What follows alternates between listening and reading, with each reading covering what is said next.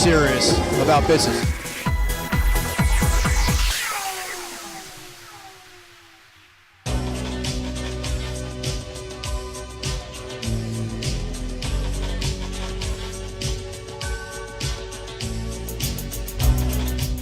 Welcome to Business Access TV's coverage of the annual PSOJ JMMB Economic Forum, where we'll be hearing from top financial experts and successful business owners in their field, sharing their knowledge on how to maximize growth in Jamaica. Stay tuned. I'm your host, Amita Prasad-Webb.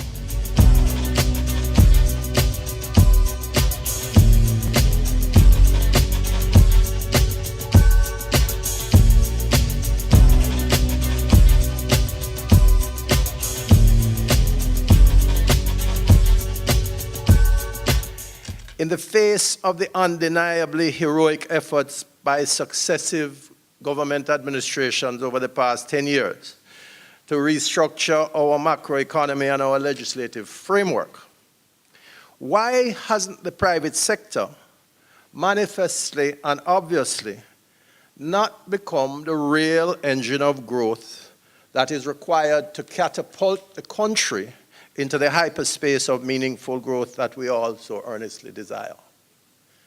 Is it that we're risk averse? Is it that we are traditionally hidebound?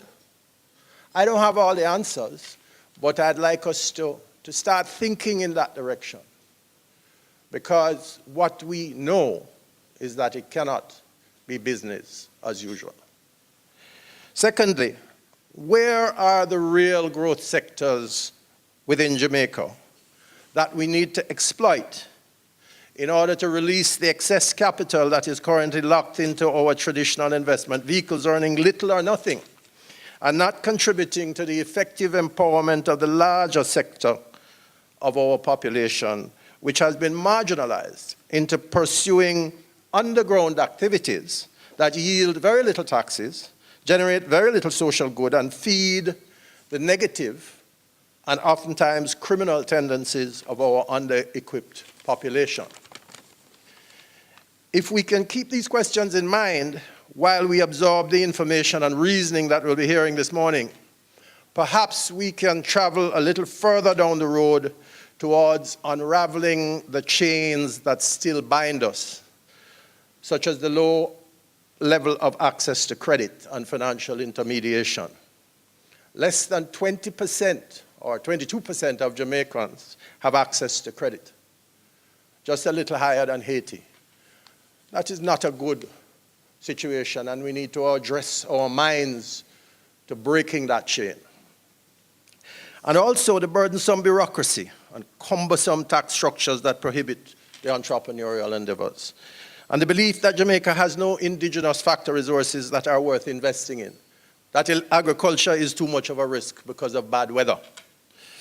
The belief and the unconscious prejudice against our music and our culture that compels the practitioners of these arts to take the products abroad or restrict the development of these products to the initiative of foreign entrepreneurs.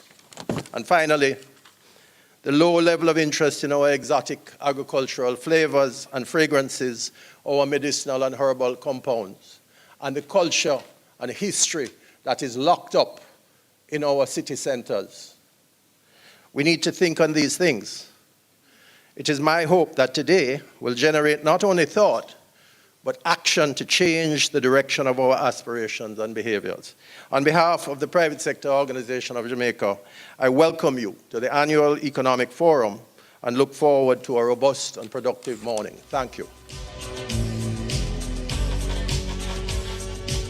It's a PSOJ in partnership with the JMMB for today's Economic Forum. Talk to us about your partnership. Well, it's an excellent partnership. JMMB is a very creative, very flexible partner, and the PSOJ has benefited over the years with the association. They are a member of the PSOJ, so we welcome it. And this forum in particular is an exciting one for us because it signals a change in the paradigm of how we do business. What would you say are the main objectives today? Main objectives today are to speak to the whole question of Jamaica's economic resilience and independence, Now that we appear to be making progress in our debt reduction, we want to look at building a foundation that prevents us from going back into being a debt nation. So that one of the objectives of the forum today is to look at how do we promote local investment with the capital that is tied up in Jamaica, and how do we promote investment in non-traditional areas. So you'll hear the panelists speaking to that. The Economic Forum is an annual event. Would you say it accomplishes its objectives each and every year? Is it really furthering the discussion? Well, bear in mind that I have only been president for a year, but the reports I have been very good about the Economic Forum. And if this one is to judge by, you can see the attendance is very good, the level of participation is very good, and the excitement levels that are being generated are very high.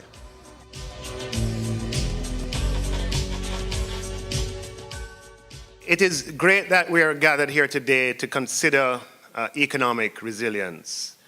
It means that we're concerned with the performance of the economy under a variety of circumstances. And it means that we want to ensure that under a multiplicity of possible outcomes, the Jamaican economy is likely to be such that our standards of living is maintained. I do believe, and you have heard me say before, that the primary mission of our time is to secure for Jamaica and to achieve for Jamaica economic independence, which is economic resilience under a variety of circumstances. Previous generations would have worked hard, and we benefit from their achievement of political independence. And it is our job to ensure that for this generation and for future generations, Jamaica has the means to secure for itself and for its people from our own resources under a variety of circumstances going forward. And as Minister of Finance, I am squarely focused on this objective. But it's not an easy mission. If it were an easy mission, it would have happened already. Jamaica is a small, open economy. Trade accounts for 80% of GDP. And as a result, the proverbial butterfly flapping its wings in Southeast Asia has a ripple effect on Jamaica. We have practical examples today of sanctions against Russia threatening operations of Windalco, which happens to be accounts for 25% of our bauxite and alumina earnings. We have seen where sanctions against Venezuela threaten us in the energy sector. And we have seen where commodity price movements on the account of wars and rumors of wars affect life here in Jamaica. So how do we build economic resilience in the face of this reality? How do we strive for and achieve economic independence? Well, one of the key distinctions, or the things that separate developing from developed countries, is the absence of strong institutions. And surely the way to build economic resilience and to achieve economic independence is to ensure that we have strong and durable, impervious institutions. And as Minister of Finance, that is exactly what I have set out to do, to catalyze the emergence of strong and independent institutions that can safeguard our economic future. For the majority of my lifetime, and Howard would like me to say for the majority of his as well, Jamaica has been in a program relationship with the IMF. Now, don't get me wrong, the IMF has always come to Jamaica's assistance in times of need, and for that we are grateful. But we cannot be proud of the fact that for the majority of our independent years, we have had to depend on the resources of the international community as represented by the IMF. And you know, the IMF doesn't emerge and we don't enter into a program relationship with the IMF when our roads are bad or when there is a problem in crime or when the pharmaceutical supplies at the hospital are in short supply. Each and every engagement we have had with the IMF over the last 55 years has come about when our reserves at the Bank of Jamaica have gone too low. And that is why reforms to strengthen our central bank are so important and are so key to the task of economic resilience and economic independence. Later this year, we'll be tabling legislation to clarify the monetary policy goals of the central bank to be focused on price stability, to improve the transparency around monetary policy decision making, and so that information will be available for businesses and for individuals as they make their own choices. The reforms will improve the accountability of the central bank, pivoting the accountability relationship away from the Minister of Finance exclusively and towards the people of Jamaica through the Parliament. It will improve the governance of the central bank and diffuse decision-making, and it will provide for the independence in monetary policy decision-making, as well as strengthening the balance sheet of the central bank to give it the capital base to ensure that the policies that are being pursued can be done so effectively. You see, a prerequisite of economic resilience is external sustainability. A prerequisite of economic independence is to have the assurance for all businesses and all individuals to have the assurance that Jamaica can meet its external obligations as those external obligations come due. And what are our external obligations? Well, external obligations are interest payments that you have to make overseas, whether you are a private company, an individual, or you're a government. It consists of foreign payables that have to be paid by the government and by the private sector, dividends, and other flows. And at any point in time, you can measure the liability space that we have by looking at the external obligations of the private sector and of the government. And economic resilience must rest on a foundation that external sustainability is assured. And that is the principal reason for embarking upon the modernization of the central bank that we are going to do starting in October.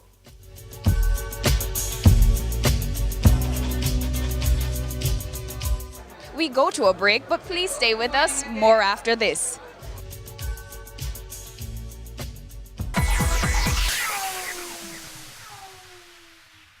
Dodge & Global offers a CPA scholarship program to team members who join our team. A career in accountancy at Dodge & Global is a great choice and can offer you excellent job prospects. We believe that an accounting education is the greatest gift you can give yourself or anyone else. Few gifts make as significant an impact as the gift of an accountancy education with a job. It's a contribution that lasts a lifetime in the form of learning, opportunity, and success. Join our team and get the opportunity to be part of our CPA scholarship program. This scholarships awards program will be administered by the HR department of Dodge & Global.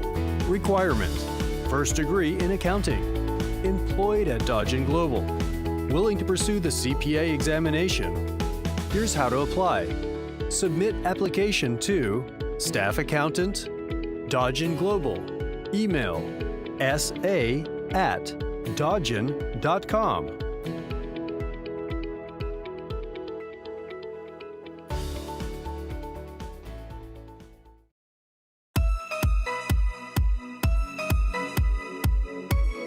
Hey guys, I'm Candy and welcome to Chill Spot, Jamaica's ultimate leisure show. This season promises to reveal some of the hidden treasures of the lifestyle industry by taking you to the chill spots of some of Jamaica's most brilliant business minds, giving you a glimpse into how they choose to unwind and just pull a vibe. You won't want to miss what happens next. The Good Life, your trusted source for useful health and wellness information, lifestyle tips for the mind, body, and soul.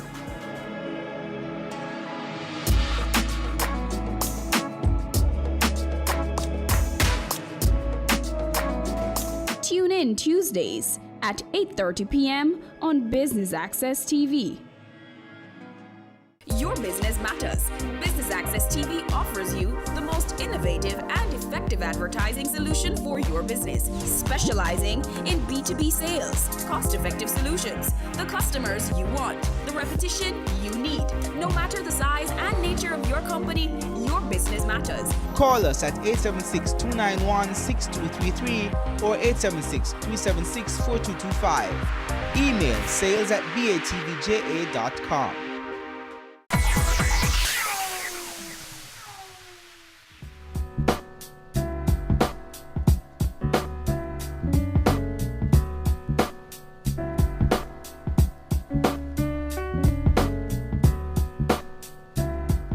Welcome back and thanks for staying with us. Let's go straight to stage to our presenter.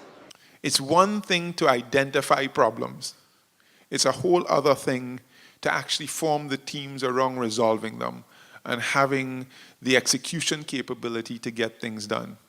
And I think that there's some structures that have been set up here in Jamaica that are probably better than in many other places.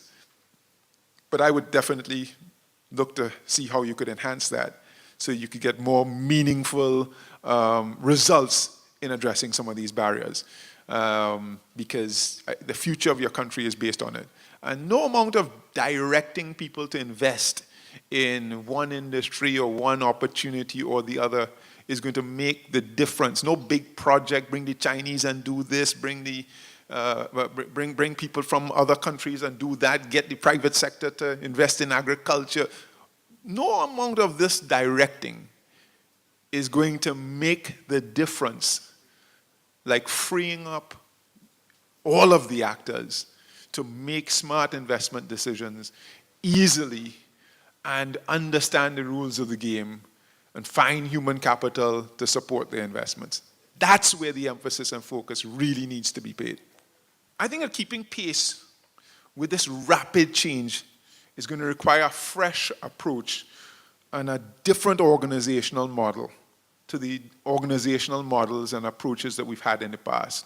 I think we have to have a fresh way of thinking of how we attract, motivate, unleash, and retain people in our organizations. There's a unparalleled changes taking place in the world today, really driven by technology and technological advances that now allow for the speed of communication to be increased and for the processing speeds of computers to take on complex calculations. The cost of storage of data has come down considerably, and all of this is coming together to create this interesting opportunity where we are more interconnected in ways that we've never ever been and never dreamt of before. And there are industries that are emerging with Uber, Airbnb, Facebook, Google, Amazon, these wonderful companies that are doing things globally at a scale and at a pace that we've never seen before. Simultaneous with that, we see that there's a lot of impact that we people are having on the planet. And all of this is coming together in this, great age of acceleration in which, we have to figure out how we respond. In fact, this rate of change has probably gotten to be so fast that our ability to adapt as humans is being significantly challenged, and we can see it in some of the disconnects with Uber moving into countries and regulation, not being able to catch up and keep up with what they want to do.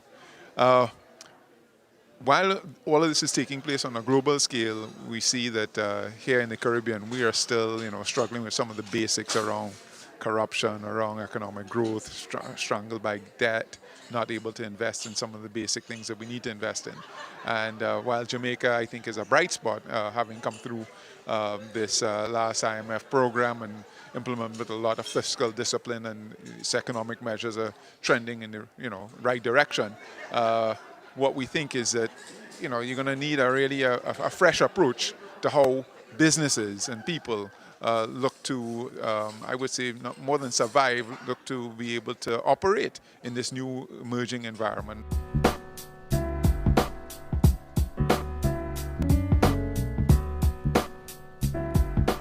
we take our final break, but don't go anywhere. We still have more when we return. Cameo takes you behind the scenes of Jamaica's exploding creative industries to give you an insider's look at how creatives get the job done. I'm really picky about how we treat our customers. As creative people, we went a little bit over the top. Each week, we interview innovators leading the charge in their industry. The chaos of creativity meets the stricture of structure on Business Access TV's Cameo. I'm 36. I'm a husband, a manager, and still very good looking. In 2 hours, I have the most important meeting of my life. But first, it's time to play.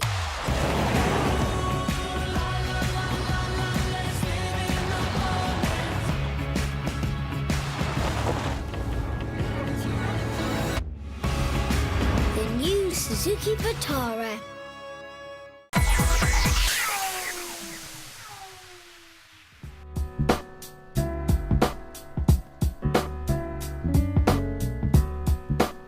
Thanks for staying with us. If you are just tuning in, we're here at the annual PSOJ JMMB Economic Forum. Please stay tuned for more highlights.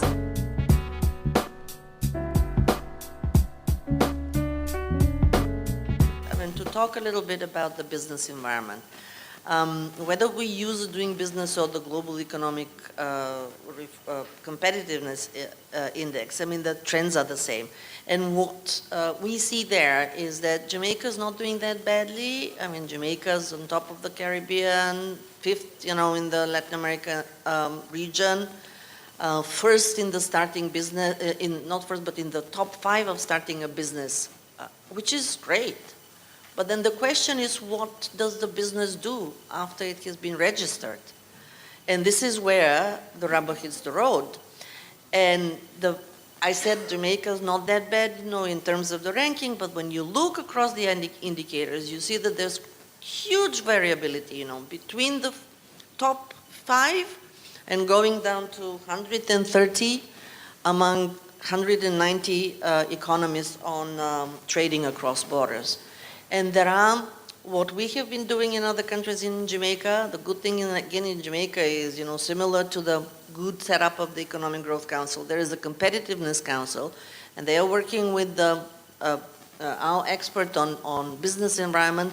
They have already identified, what are the bottlenecks, what are the needs, what are the things that need to be done, and trust me, there are low-hanging fruits in revamping some regulations of permits, inspections, etc. There are also longer term or medium term, using all of the digital economy, the e-filing, and all sorts of digital platforms, which is longer term, requires investment.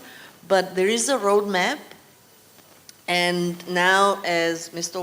Warner was saying, things are known, issues are identified in both disaster risk financing and mitigation, and in improving the business environment. Now the thing is, execution, and really make those things happen.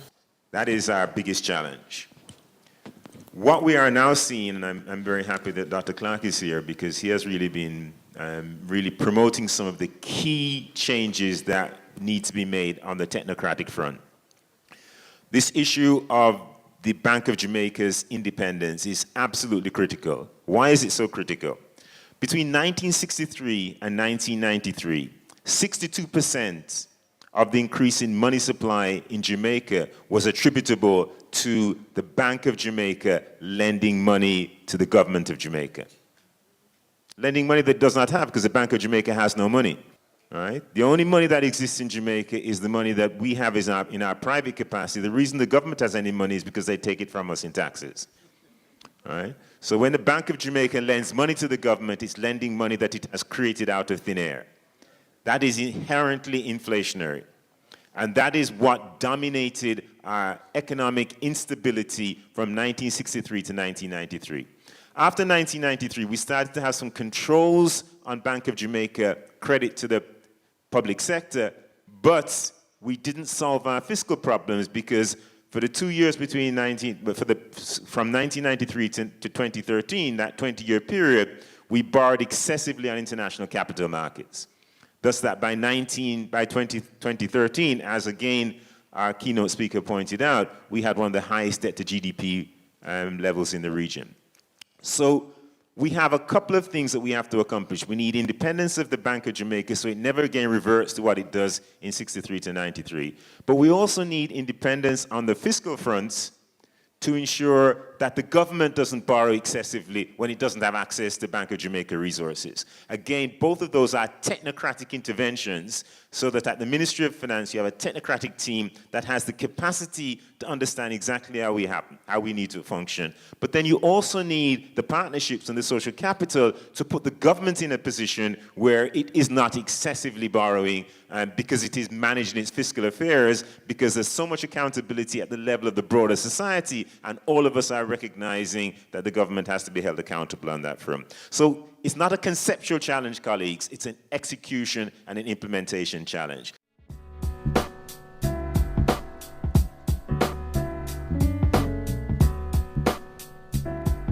Another year of partnership with the PSOJ as far as JMMB is concerned. And one of the things we like about being a part of the forum is that it supports a conversation.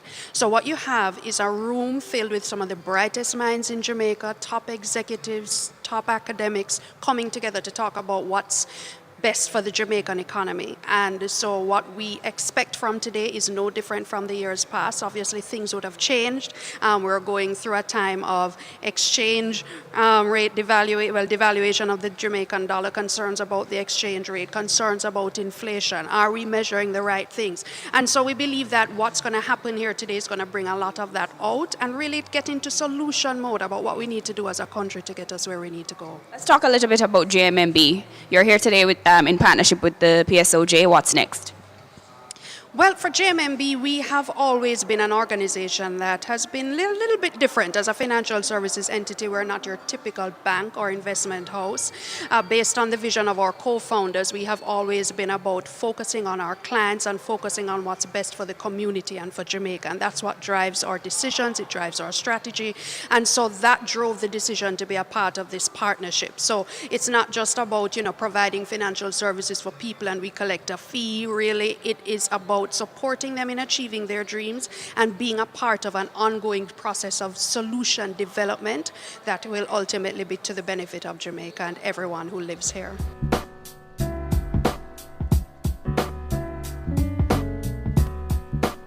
And that brings us to the end of our coverage of the annual PSOJ JMMB Economic Forum. I've been your host, Amita Prasad-Webb, and thank you for tuning in to Business Access TV, serious about business.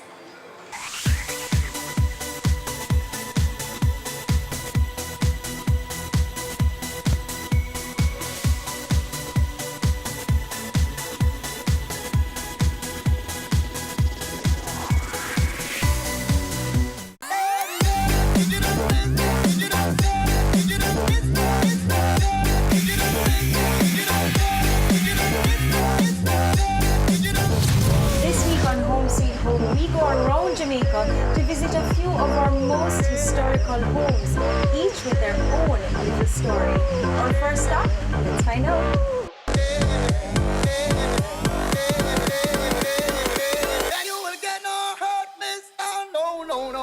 Your business matters.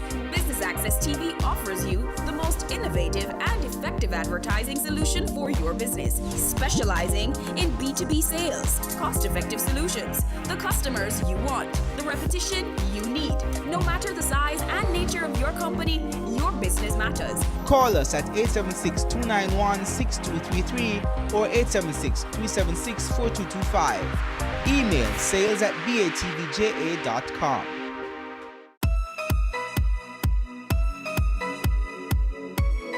Hey guys, I'm Candy and welcome to Chill Spot, Jamaica's ultimate leisure show. This season promises to reveal some of the hidden treasures of the lifestyle industry by taking you to the chill spots of some of Jamaica's most brilliant business minds, giving you a glimpse into how they choose to unwind and just hold a vibe. You won't want to miss what happens next. Stay tuned.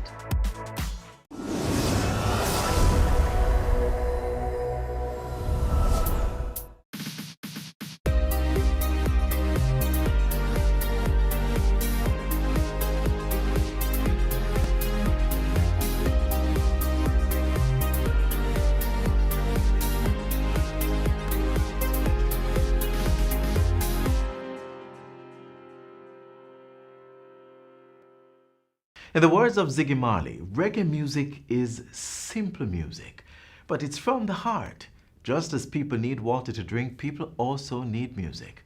If it is true music, the people will be drawn to it. Welcome to Jamaica Magazine. I'm Adrian Atkinson.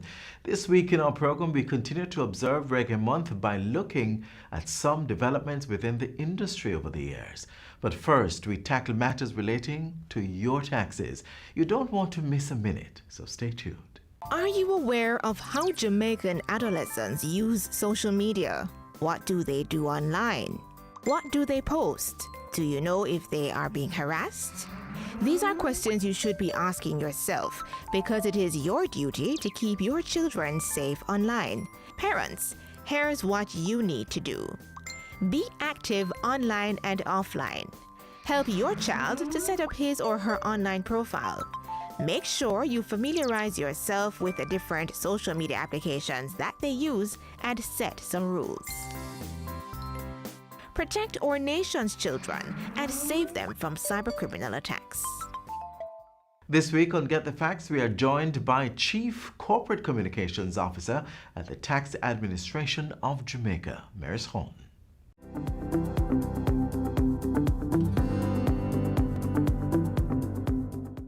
Welcome to Get the Facts, the program that provides you with information on government's policies and initiatives. I'm your host, Anthros Campbell.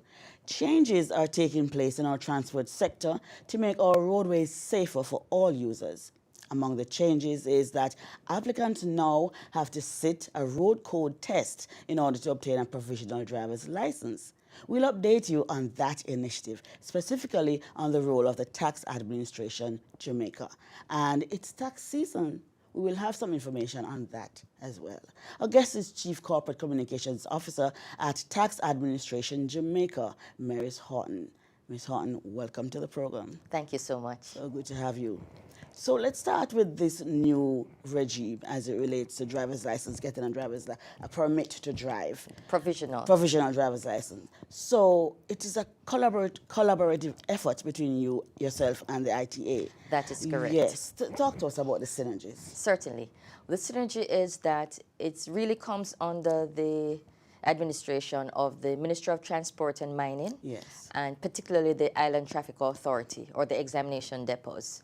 What is happening is that with this new change, which took effect on the 25th of January, what will happen now is that persons who are applying for a provisional driver's license or learners, as we commonly call it, yes, now first have to visit the Island Traffic Authority, any one of the depots, to hand in their application, as well as to sit a road code test. That's the main change that has taken effect. Right. So what happens now? So you go and you sit the test and you pass it. You have to pass it, right? You have to pass right. it. Right. What happens then? So what do they take to you, and what's the process after that? Okay. The process is that they still complete an application form as they would have in the past. They would have 3 photographs now. Not 2, now 3 photographs. They have to be certified by a justice of the peace or a superintendent of police, as it was before. They hand that in at the Island Traffic Authority examination depot. Then once that is vetted and they are 17 years and older, then they will be eligible to sit that road code test. The road code test is simply a multiple choice test, and that multiple choice test simply tests some basic rules of the road. So it tests that they know road signs, they know road markings, and that persons also know some basic safety features of the roads, just to make it safer. Right. Once they have taken that test and they pass that test, then the Island Traffic Authority will do an indication on the actual form itself, application form. They'll also enter into a database that's shared between TAJ, Tax Administration Jamaica, and the ITA, and they will then seal that in an envelope and give it back to the applicant, which they can then take to any one of the tax offices, and we have 28 of them across the island. And they have to take it sealed. They have to if take it's open, it sealed. what? They have to take it sealed. There are protocols in place. Yes. It's the sealing. There's a stamp across the seal, so we'll know if it has been open. But the true test of it is that once we get that from the applicant, we do a face vetting. Once we do that face vetting, we also use that system to validate that the information that is on the form actually matches what is in that database that is shared between TAJ and ITA. So how long does it take now for the applicant to get the It's the very permit? simple. It's very simple. Once they come to us, the process is pretty much what they would have experienced before the change, because the main change is the test that they have to do. Yes. So once they come to us and we can confirm that they have passed the test, then they will be directed to go to the cashier and make the payments. The payments remains the same, $1,800, and then we will process the provisional driver's license and hand them the card. Right. We don't have to pay for that test, The test, right? no. The test at this time is offered free. Right. Are we expecting an increase in the cost for from the 1,800? Is it going up? No. That's not contemplated at this time. Right. Okay. All right. So this took effect on January 25. Right. And you had a lot of traffic before now. We did. Right. And you were able to manage everybody. We had significant numbers coming in, particularly in the last week. But our teams, they worked above and beyond. And what we did, we put mechanisms in place to deal with that rush, and we were able to weather the storm. Okay, good. And you're seeing less people now, right? Yes. In terms of, since the new system took effect on the 25th, so the first day would have been the Monday, the 27th. Right. We actually got the first pass application on Tuesday. Yes. That was done at our King Street location. That was processed at our King Street location. Any advice to those listeners of yours? Well, the advice that I would say is the test is the very same test that would have had to be done when you do your driver's license. Yes. All that has happened is that they have brought that forward to the start of the process, which is when you get your provisional. And this is really just to ensure that persons at least have a basic understanding of the rules of the road before they get behind that wheel to begin learning to drive. Because the idea is trying to keep the accidents down. That is correct. Yes, that is correct. Okay. And for those persons who had come in droves just ahead of the change, let me just advise that the provisional driver's license still remains that it is valid for 1 year.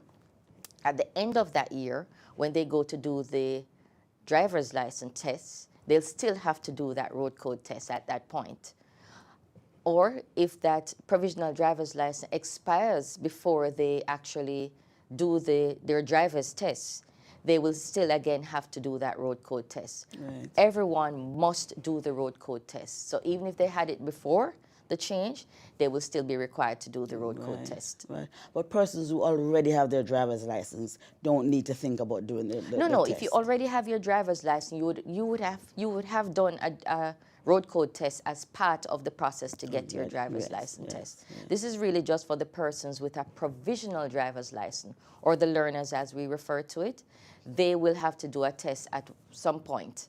So if it's the license has expired, the provisional driver's license has expired, or they misplace it, they lose it and need to get another one, they will have to do the road code test at that point. Okay, good. Thank you so much. We take a break here, but we'll return with our discussion on the tax season. Do stay with us.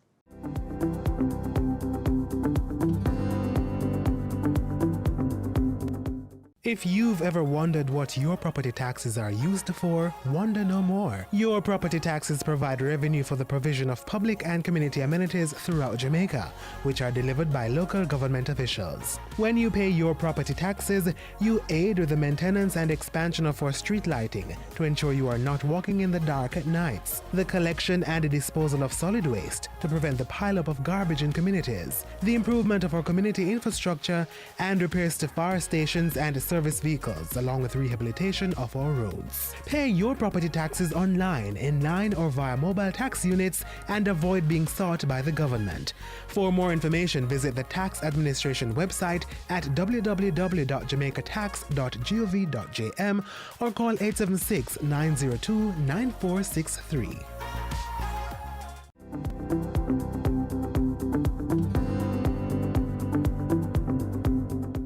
Welcome back to Get the Facts. We continue our discussion with Chief Corporate Communications Officer at Tax Administration Jamaica, Maurice Horton.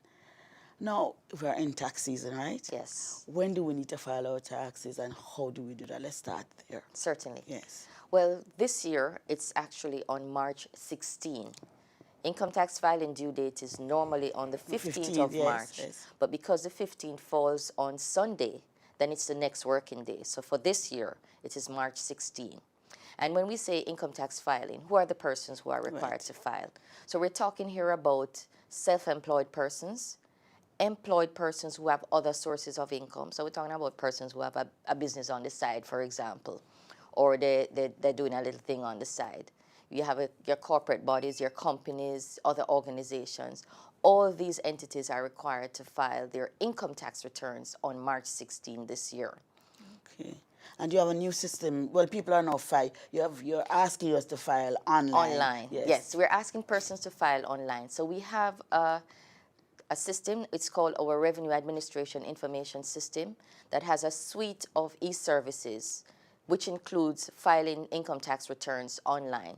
So we're actually asking persons, we have actually mandated that our individuals this year file online. Why the change? Why the change? It's easier, we're offering convenience, and it's also better from an administrative perspective. So it's a win-win situation. So the business entities or the individuals, they have the convenience of doing 24/7, doing their tax services online, rather than having to come into a tax office. Yes. Please walk us through the steps. Yes. Certainly. So when we say persons are to file online, what we ask is that persons log on to our website, which is www.jamaicatax.gov.jm. They need to be registered for online filing. So once they're registered for online filing, and they can register themselves because they can go onto the website and register for e-services, or they can do it through our customer care center, which is 888 Tax Help, which is 829-4357.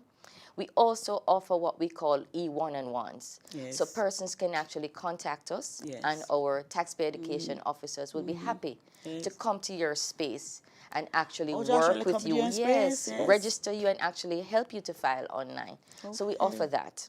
Also offer what we call special taxpayer assistance programs, which is where right across the island, what we do is offer, particularly to our small business persons, a session where they can come in and get that support for us to help them to file their returns on time and online. So we don't have to go out and pay any accountant to help us? You don't have to. We offer that service, but if you so choose, that's fine too. So you offer that service free of cost. It's free of cost. And we will have that schedule available that kicks off around February, the beginning of February, our special taxpayer assistance program. We also have within our offices where persons can go into, we have 16 locations that we actually have what we call e-filing stations, or there's an e-filing center at our Constant Spring locations where persons can actually go in and use our own machines with support from our staff to file online. I went on your site earlier and I saw that there are 4 simple steps or 3 to paying online. Can you just paying online, paying online, because there are two components. So there's a filing requirement that's needed, as well as the paying. So once there is a tax liability, that means that you owe some taxes, then you would have to make a payment. And you can also make the payment online. And that's a simple process, as you say. You create a login, just as you do if you had a bank account or if you're using any other online services. You'd create your username and your password. That's basically what you would need to do. So you log on, you select which option you want to make a payment for, and you make a payment using your credit card. So it's pretty simple. It's just like any other site that you'll be making a payment on. And the steps are there. We also have on our website what we call a how-to, which guides you step by step, both for the filing as well as for the payment. Right. Taxes are due on the 16th of March. On the 16th. Right.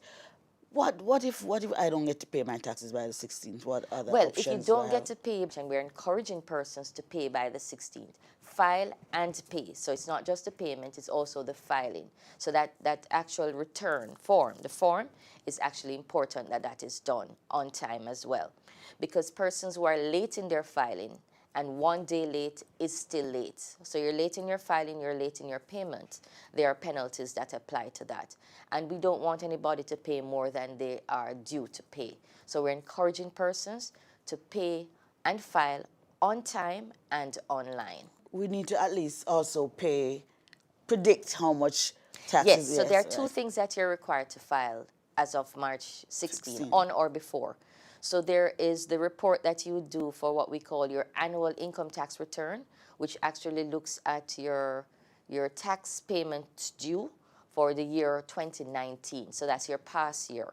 You're also required to what we call declare what you expect to earn for 2020. So those two returns are due by March 16. Right. So it's income tax return for 2019 and your declaration of estimated income for 2020. And what happens if the estimated income is not what it turns out to be?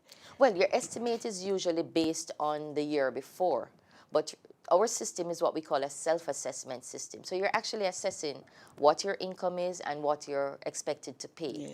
And let me just add here that for persons who are individuals, so your self-employed persons or your individuals, we're all of us entitled to what we call an income tax threshold.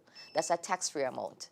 So if you earn $2 million for the year, for example, for 2019, your income tax threshold was actually 1.5 million.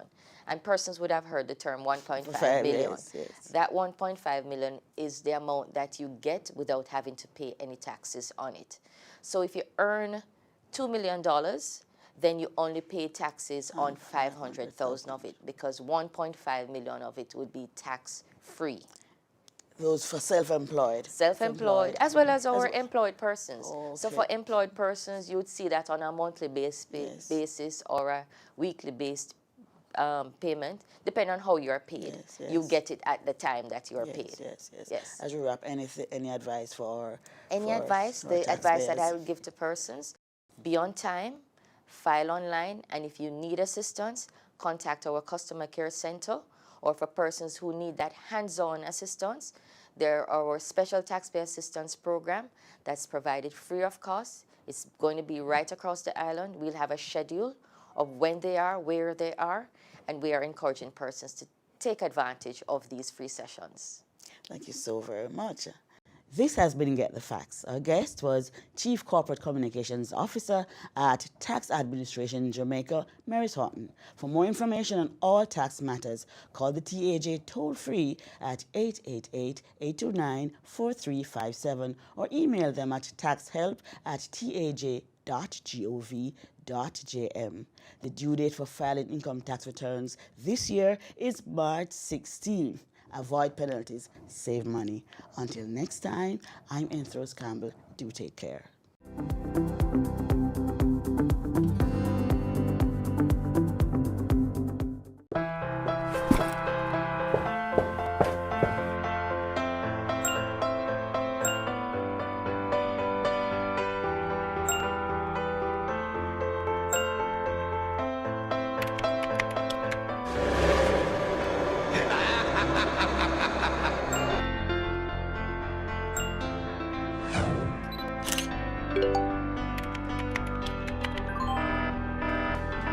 Did you know that in a recent survey done by the OCA in schools across Jamaica, 43% of the students received inappropriate messages from strangers? The OCA wants you to be smart online. Never speak to persons you don't know. Parents, encourage your children to be social but be smart. This message was brought to you by the Office of the Children's Advocate with support from UNICEF. The story of reggae is one you've heard numerous times as different people have told it in so many different ways, but it never gets old. Today, in honor of Reggae Month, we bring you the Mikey Bennett story. The music industry has been quite well documented, and to my recollection, it started more of an effort to play music that other people couldn't play than as an industry. So from where it started, for me, it started with sound system owners who wanting to remain exclusive, decided that the best way to do that was to, produce their own stuff. And people saw how important it was. Artists were, coming up. I think it was the birth of an industry.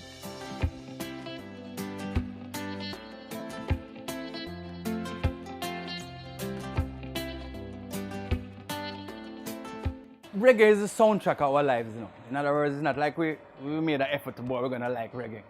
Reggae is of us, about us, with us, and it has remained true to us as a Jamaican expression. And when I say reggae, I don't make the distinction between fast reggae, slow reggae, ska. I just call Jamaican music reggae. It was very unstructured in the beginning and persisted like that for a number of years until people like Chris Blackwell saw the financial possibilities involved in investing. So I guess it really came to front with the Millie Small, that big hit that he had, and people started to see money. So this could in fact be an industry, and how popular music like ska was, that it gave rise to, you know, songs and bands, and people. Jamaica was dancing and people were enjoying themselves, and it probably was a good time in the history of Jamaica. Not everybody can do the twist.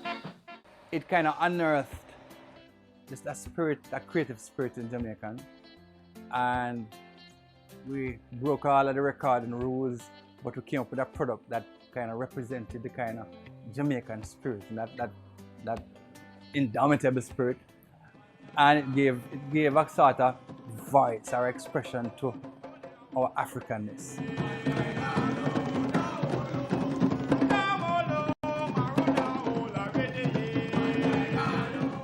Like everybody growing up in my age, we had two sets of things. I grew up in the golden age of both Jamaican music and the Motown era and the Philadelphia era. And radio played a lot of American music. We were naturally drawn to the best of American music. But you realize that when you got to a party and they started to play the local section of music, because it was talking about things that you were familiar with. You went, you know, and then you were able to see these individuals at stage shows and parties. So it became even more personal. Standing at the party, watch me now. Ice cream, watch out. Me a chat microphone from Melico, sir. Music is just being constantly made. I don't think we have taken time out to actually figure out how we're going to monetize the creation of all this music. But it is there. It is being consumed in every nook and cranny of Jamaica, every bar, everything, and in households. And then we have this phenomenon of this weekly dance, this nightly dance, music thing on corners. And it has opened up a lot of economic opportunities for people in corners, bars, you know, people selling on the road. And so it is almost self-sustaining by the nature of how it is done. So it is always going to be part of our lifestyle. From the 70s, 80s, 90s, Jamaica celebrated a number of great icons. You know, we talk about the Ernest Smiths, the Pluto Shervintons, the Dennis Browns, you know, the Gregory Isaacs, the Alton Ellis, and then we get into the megastar region of the Jimmy Cliffs and the Peter Tosh, and then the Bob Marleys. I can't refuse it. Oh, what to be, got to be. Well, I feel like dancing. Growing up, Dennis Brown was everybody's favorite singer. So when I got an opportunity to work with him, it was like the crowning, day in my life, in my musical history. My head is anointed, and my cup runneth over. Surely goodness and mercy shall follow all the days of my life. I was led into professional music through some people that already in music. And the first time I got into a recording studio and became a part of that creative process, I was hooked for life, you know. I realized early I didn't have the singing talent like a lot of my friends and compadres, but I realized that my contribution could be through songwriting and later into production and later on into just mentoring young people. Because we have a studio at Grafton and we have a really close association with the Jamaica School of Music, I get a front seat, front row look at a lot of the young talent coming out. And then we have a rehearsal room where we are now, and we have a studio, so I get to see and hear a lot of the young talent and older talent And here at Grafton we provide a sort of meeting place. I'm really always excited about introducing, new artists to old artists.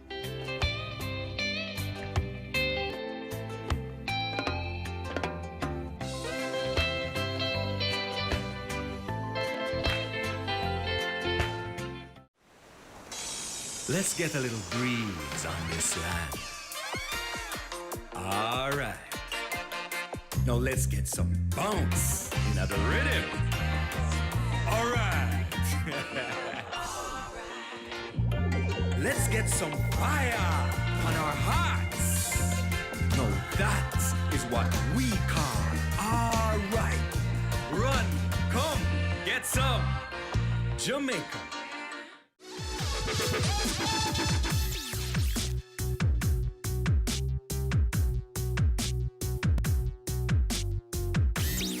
It was Bob Marley who once said, "You never know how strong you are until being strong is your only choice." It is time for us to start unlocking our true potential and becoming better versions of ourselves. Oftentimes, we are too scared to take risks, afraid of being rejected and wary of failing. Do not be deterred by this, because when one door closes, another one opens, and you need to be ready to tackle every opportunity that comes your way. Do your part as we all work to make Jamaica the place of choice to live, work, raise families, and do business.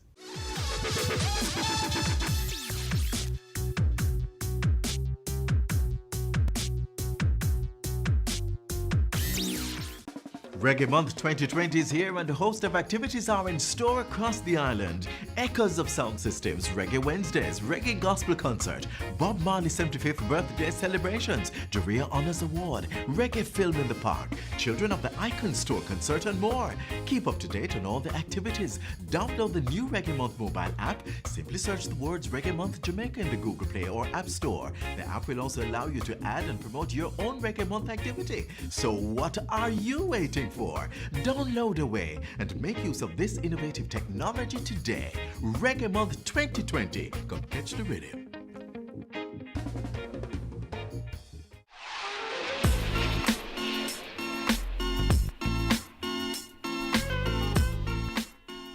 Thanks for watching another edition of Jamaica Magazine. Do join us again tomorrow when we'll do this all over again. Until then, please send your feedback on today's show to jamaicamagazine@gis.gov.jm. Also, follow us on our social media pages and download our app on your Apple and Android devices. You can also visit our website, gis.gov.jm, for more information. On behalf of the entire production team here at the GIS, I'm Adrian Atkinson. Do take care.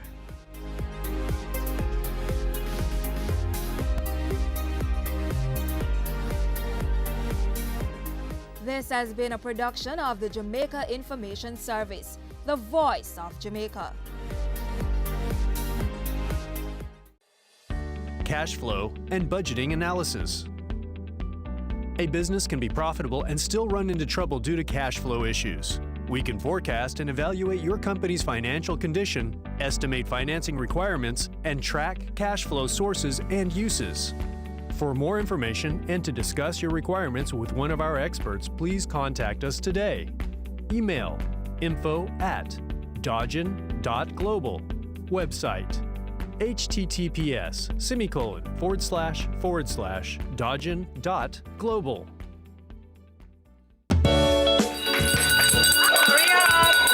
Creating change, building a future, caring hands, giving back, touching hearts, and shaping lives. Impacting our world for the better.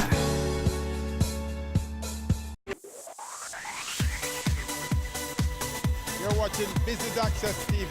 Business Access TV. Business Access. Business Access TV. Serious. Serious. Serious about business.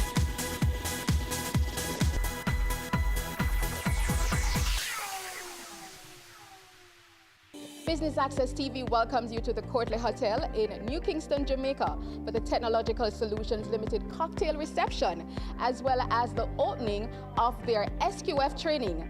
I am Tamar McHale. Stay tuned for the highlights.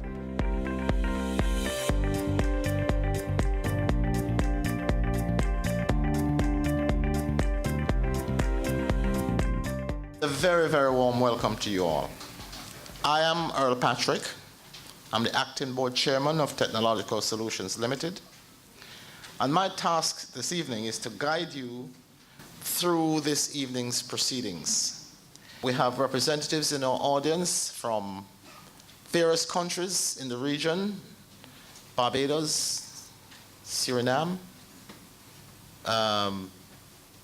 Trinidad, United States, can't think of any other, but what it does, it represents who we are. A company that transcends Jamaica and tries to spread its wings throughout the region, selling quality and selling good standards for consumers around the region and the world. Before we go any further, I think what we are doing here this week is a absolutely fantastic thing with the seminar, the series of seminars we're running, to ensure that companies in the region, including Jamaica, get themselves into world quality, world standards, to ensure we can meet the stringent requirements of consumers around the world for Jamaican products. Thank you all for coming to this important event. We're also celebrating, Global Standards Day, and what better way to do that at the start of a training session that we're doing this week on a global standard. So in this case, a global standard for food safety called SQF. And as a senior technical representative to them, that's my job this week. And I see a number of my participants here today. I told them they couldn't come here and, boo-hoo me and tell me that I'm not a lousy trainer or anything like that. So you can't do that. Not yet. Not until at the end, because remember, I still have to mark your exams and stuff. So we're still okay. I still have that over you. No, we're good. We're good. So what we're doing this week is training people on the SQF code of food safety. What it's all about in terms of both understanding and implementing it, but most important, what it's like to learn to audit it, to become an auditor towards that. Because what SQF is a what we call a certified program owner. We are a standards owner. We don't certify, but we develop the standards which are benchmarked against the Global Food Safety Initiative, so that becomes the global part. So that's, from the food safety perspective, that's a very distinct and small world, but one that subscribes to accredited independent third-party audits that allow for the certification of products right from the gate to the plate, the farm to the fork, as they say. That allows for then buyers worldwide to be able to buy and move product globally with the assurance that from a food safety perspective, those products are safe and that they meet regulation in both the country of origin and the country of destination. And that's a very important part in terms of trade. And so SQF is very pleased to have entered into a licensing agreement with TSL, relatively new. TSL will be the first Caribbean-based licensed training center for SQF. We have over 32 that are based around the world. We are the #1 food safety management system certification standard in North America. And as such, we really see that the Caribbean and other types of markets that TSL serves as an extension of that, and obviously important to ensure that the SQF brand, the auditors, the certification bodies that are providing the audit, because we don't provide the certification. That'll be TSL's job. What we're doing this week is making sure that there is a resource pool of auditors. This is the first step for them for becoming registered SQF auditors. It's not easy. They have to have years of experience, audit experience, to be able to audit against that code, so that when the certification is given, now that certification and certificate, it's a public entity. It's on the SQF website. It'll be a certificate with the SQF brand, with the TSL brand, with the brand of the accreditation body that will be looking on oversight in TSL. And that provides assurance in the marketplace to the brand owners globally that those sites have earned it, and that on an annual basis they will have to maintain it and earn that certificate to keep that certificate that TSL will be in charge of distributing, and also pulling it and suspending, withdrawing it if those sites don't maintain it. So there's a lot of credibility around that, around accredited third-party audits that SQF participates in, which does support obviously the Global Standards Day and the use of global standards and trade, and what that can do with the assurances that food safety. As consumers, we all expect that. We go to the marketplace, we go to the restaurant, we go to the retail when we're buying that product, whether it's here in the Caribbean and Jamaica or it's in North America, and it's product coming from Jamaica, we're expecting that to be safe. And so this training is about learning how to audit. I'm not here to teach them about HACCP or food safety, they're supposed to already know that. Right? But I am teaching them how to interpret that, how to look for those risks and hazards, how to write a audit report that then can be shared with their buyers, and a certificate that's earned and maintained, and ensuring that for that site and what they make, they understand food safety, they understand the risks and hazards, they're managing it.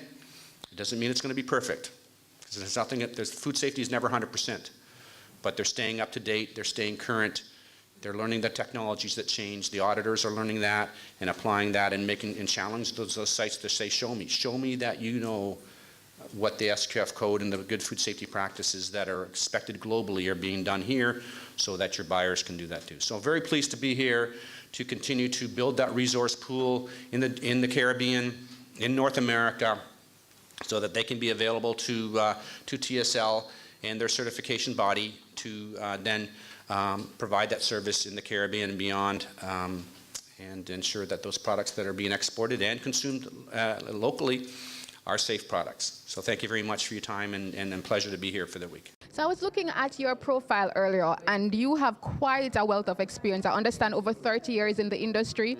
Tell us about your experience. I understood that you started out at Kellogg's. I did, yeah. So graduating in chemistry, and then got a job right directly in the food business. I don't think that was my intent, but it's where I landed. And so learning a lot with Kellogg's on food safety and quality solutions. So transitioned from there primarily into the service area of that, and primarily in the auditing, consulting, and training element. Again, servicing food and beverage industry, primarily in Canada at the time, but then going into the U.S. and down into the Caribbean, where I had first met Dr. Gordon with TSL. Okay, great. So you are here in Jamaica, as you mentioned, in terms of what you're doing. What are some of the courses that you'll be offering? Yeah, primarily as the SQF representative, we offer the SQF lead auditor training, and so that creates the opportunity and the resources for auditors in the region that can audit against SQF and be possibly employed or contracted by Dr. Gordon through his organization TSL Certification Services, which is now the first Caribbean-based licensed certification body for SQF. How critical is it for companies in the manufacturing sector to be certified and have the relevant, training? Well, it's so for the sites themselves, and at the training program, we have both individuals that are looking to be lead auditors and SQF auditors, but we also have a lot from industry that are learning about the SQF code and the importance of implementing, and more importantly, the importance of controlling their food safety aspects, because it can be, if not done properly, a big risk to their businesses, and it is sometimes a barrier for entry into other markets and foreign markets, and the U.S. being a large market for that, the SQF certification does create an opportunity for getting into those new markets. I'm now with Lanelle Black, and she is the Quality Assurance Manager for the East Caribbean Group of Companies. Tell us a bit about your company, Ms. Black. Well, our company is located in St. Vincent and the Grenadines. We manufacture flour, feeds, rice, carbonated soft drink under the brand Juicy. We have one energy drink by the name of Village Ram, and also one bottled water under the brand of Island Sips. Interesting name, Village Ram. How did you come up with that name? Well, it's not me. I did not come up with the name, but Because of its content, I believe it has yohimbe extract, yohimbe, honey goatweed, and some other aphrodisiac, which is known to help with, impotence and other things like that. I'm sure that's a bestseller. Oh yes, it is. Okay, so tell us how Technological Solutions Limited has helped your company. Well, we are pursuing certification in SQF, intermediate level at this moment, and we also want to implement our HACCP principles. So we have engaged the service of Dr. Gordon, and he has been helping us along the way to gain our certification. We are about the middle of the process, so very soon we will be complete and be audited, and hopefully we'll be certified.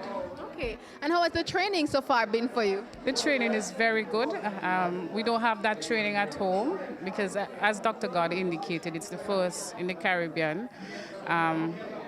Food safety is not really a big thing at home either. There would be a few companies who have it, the certification, but not as much as we would expect. So it is very good, to be honest, very educational. The knowledge we gain here definitely would go a far way back home, because I don't think we have any SQF auditors on the island as such. So it would be a great asset to our company and to the country as a whole. M&A Strategy and Advisory. Are you planning for a merger or acquisition? M&A transaction. The decision to embark upon an M&A transaction is not one to be taken lightly. Whether pursuing a merger or acquisition, or considering a disposal or divestiture, the complexities of an M&A transaction require careful planning and execution. Clients can depend on our specialist teams to lead or support transactions requiring specific expertise on issues including business modeling, fast-track M&A, economic consulting, and government public sector advice. With deep experience, knowledge, and tools, Dodge & Global can meet stakeholder targets and expectations. Dodge & Global consulting teams can help you make smarter, more effective decisions. Let's have a conversation. Contact us at email info@dodgen.global. Website https://dodgen.global. I'm Jean Laurie Chin, and I'm the Executive Director of ProCom, ProDev, and CCRP. BATV had heard about our outreach arm, which is a Caribbean community of retired persons. I think BATV is having a very positive impact. And as a result of that excellent feature, we got more members. So clearly people are watching BATV. I always say to my clients, you should have a 360-degree campaign. Do not limit yourself to one media house. And especially those who are in business, I think it's very important to include BATV in their portfolio. Your business matters. Promote it on Business Access TV. Take the guesswork out of improving your IT infrastructure. The field of IT changes so quickly that it can be hard to plan a strategy while keeping up with technological advancements. Yet, without a strategic roadmap built on data-driven insights, your staff can be overworked, spending excessive time putting out technical fires, instead of focusing on strategic tasks that fulfill core business needs.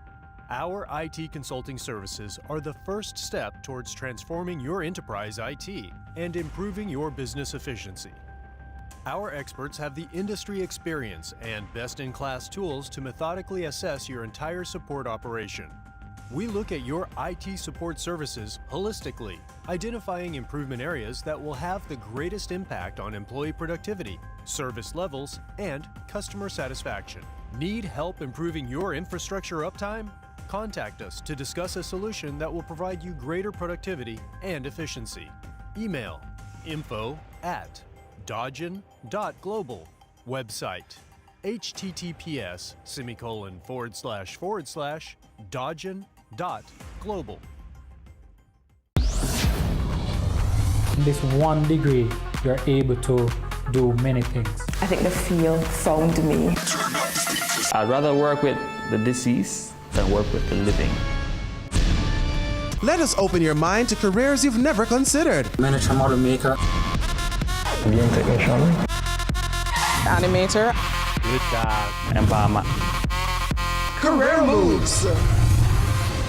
Anywhere money is, that's where I am. Good evening, ladies and gentlemen.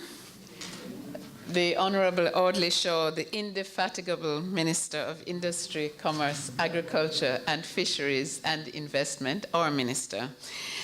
And Dr. Andre Gordon, CFS, Chairman and CEO of TSL. Mr. Frank Scher, who I've just met, who is a Safe Quality Food Institute Senior Representative we have here today. Distinguished guests from far and wide, welcome to Jamaica. We're really glad to have you with us. And I'm really happy to be able to celebrate with you the World Standards Day with Technological Solutions Limited. I'm particularly honored to be invited to be present here today because of JAMPRO's advocacy role in establishing standards for Jamaican products, and also to celebrate TSL's role in creating a real opportunity for Jamaican products to attain market access in the most demanding markets around the world, and they absolutely have been a tower of strength in doing that. I also am here partly because of my admiration for one Dr. Andre Gordon, who I know likes to remain in the background, but has been such a tremendous advocate for quality in Jamaica and for quality standards. Without Dr. Gordon, most Jamaican products would not be in the international market today. He has done some pioneering work on getting ackee into the US market against real stiff odds at a time when ackee was considered to be a poisonous fruit that those strange people in the Caribbean eat. I know he has done tremendous work with that. So TSL really is synonymous with standards. And the fact that they have just forged this partnership with SQFI to be their licensing arm in the Caribbean, I think deserves a huge round of applause and big up to Dr. Gordon. We also welcome the staging of the 2 training sessions that you're going to be present at during this week, because I think it's really critical in terms of the increasing demands of quality standards in the international market, that all our products from the so-called developing world really attain high standards. You know, Jamaica is a producer of high-quality, world-class niche products. When you pick up a bag or a sack or a box of Jamaica Blue Mountain coffee, you know what you're getting. When you open a can of ackee, you know what you're getting. When you sample and sip and hopefully savor and not overdrink from the well of the Jamaica rum, Appleton Estate, and we now have other rival rums on the market, you know that you are getting products of true quality. And I think that's really the embodiment of what we're celebrating here today. Each year, as you know, the members of the International Electrotechnical Commission, the International Organization for Standardization, better known as ISO, and the International Telecommunications Unit celebrate today, the 14th of October, as the day in which we recognize the importance of standards in our lives. Standards are critical. As someone like me who has lived for a long time in the metropolitan markets and who has seen the havoc wrought by E. coli, listeria, salmonella, and other food viruses, foodborne viruses, we really have to be grateful to companies like TSL because they have kept us safe from some of those foodborne diseases. The Center for Disease Control and Prevention in the US estimates that each year 1 in 6 Americans, that's 48 million people, get sick from foodborne diseases, and 3,000 of them die of foodborne diseases. So I think that's just a couple of statistics to show you the importance of standards and how important it is that we all understand and apply those standards. So as a government of Jamaica's investment and export promotion agency, that's what JAMPRO is, and the leading marketing agency of Jamaica's business mandate, JAMPRO really just wants to take this opportunity to support TSL in its endeavors in developing its mandate to ensure that clients in agriculture, agro-processing, food service, hospitality, exporting, manufacturing, and distribution industries meet the demanding consumer requirements in global markets. This is absolutely critical for us to move forward. TSL has been a stalwart partner with JAMPRO in co-hosting a number of workshops on market access requirements and disseminating the understanding of quality and of quality standards that we need if we are going to really take our rightful place on the international market in the field of exports. So TSL, I would say, is a pioneer in making standards matter, and standards absolutely do matter. They're what keeps us safe. So thanks very much for listening, and have a wonderful week learning all you can about standards from Mr. Schurz. Welcome, ladies and gentlemen, to this our cocktail reception in honor of World Standards Day and this pioneering workshop, which marks the second collaboration on a workshop that we've had with the SQF Institute. Minister, thank you so much for agreeing to be with us. Other members of the head table, Diane, thank you for your very kind words. Frank, you were brief and to the point, really appreciate it. And the Master of Ceremonies wants to make sure we can hear what the minister has to say quickly, so I won't detain you too much further. I do want to recognize some important partners that are here with us and whose presence we appreciate. I've seen Ms. Sharon May Shirley, the head of JANAC, come in. NCBJ is also represented here. Thank you. Dr. Greg Robin, who is the head of CARDI. I don't know why nobody is sitting beside Greg. Why have you sitting by yourself? Who is the head of the Caribbean Agricultural Research and Development Institute in Jamaica and also responsible for research across the Caribbean, is here. Last year we partnered quite significantly with CARDI on a coconut project. And partnerships are at the heart of what we do. So it's really warming for my heart to see so many persons from the standards sector here. We regard TSL as a family. We do have a family approach, and we want our clients as well and the persons who are attending to get that feeling. You know, it has been a great coup for us to have Mr. Schurz, or Frank as I call him, who is not just a presenter. Frank is one of the top people in SQF. He's one of the drivers of the standard. For a Canadian, he's extremely modest. I don't know how that works because I don't know too many modest Canadians. You never see me in a corner. But he's extremely modest. He was involved in the issue number 8.1, and is already working on issue 9 for the SQF standard that is going to be coming out. So we are really pleased to have this partnership with SQF International, both on training and as their first certification body in this part of the Americas. 2 months ago, we were also thrilled to partner with BioMérieux out of France to bring cutting-edge technology to Jamaica in the form of a polymerase chain reaction technology. And you will hear about more of these partnerships as we extend the kind of product and service offerings that we want the entire productive sector in the Caribbean to be able to access.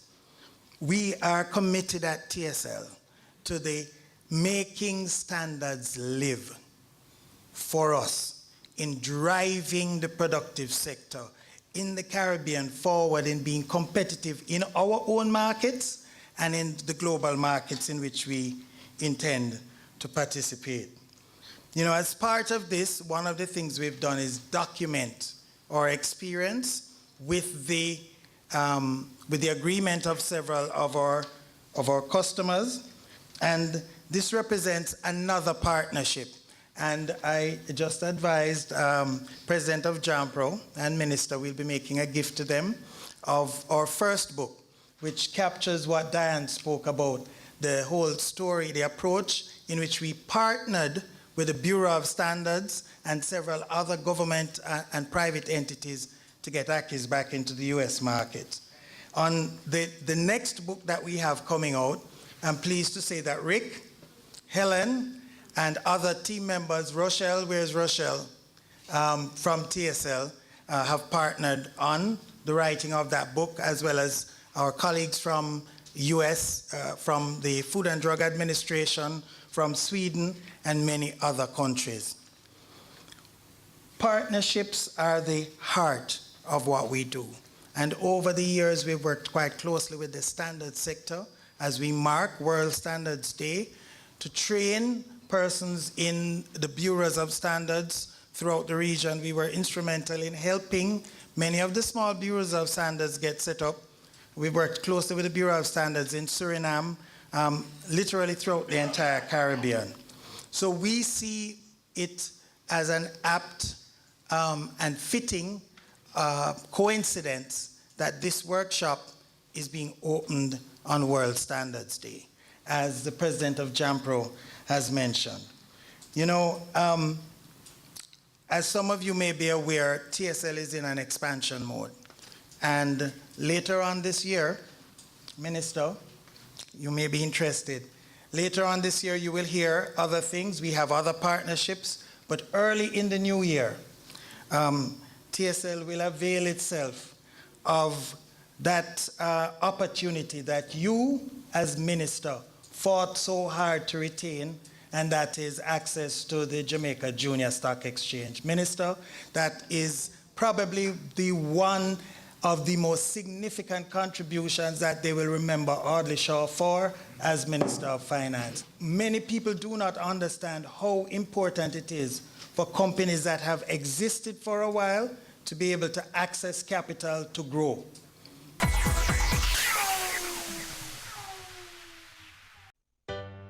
Full-service HR solutions. Whether attempting to increase market share, improve profitability, or add staff, every company is trying to grow. Unfortunately, every company also encounters challenges and experiences pain during the growth process. Not surprisingly, many executives don't have the time to address these challenges without shifting their focus away from revenue-generating tasks. That's where we come in.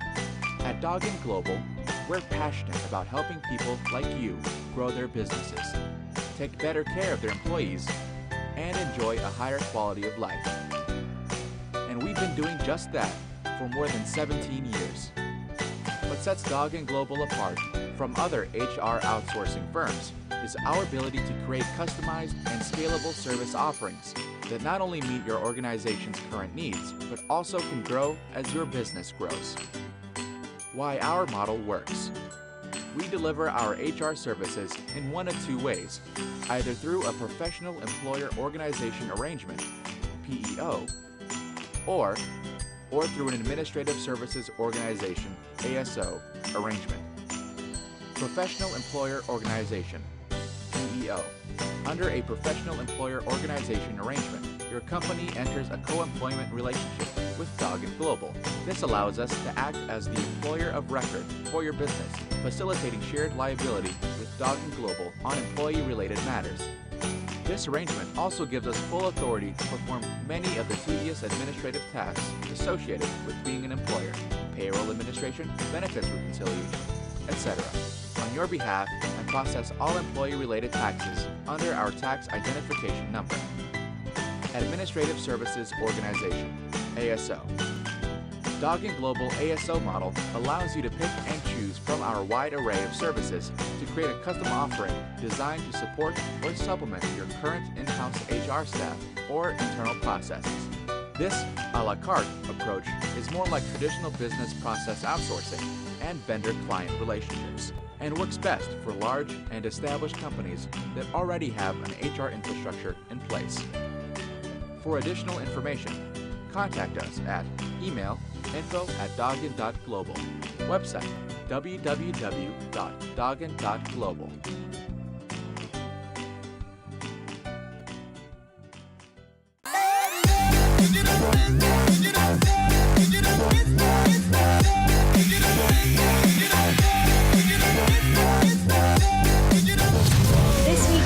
Sweet Home, we go around Jamaica to visit a few of our most historical homes, each with their own little story. Our first stop, let's find out.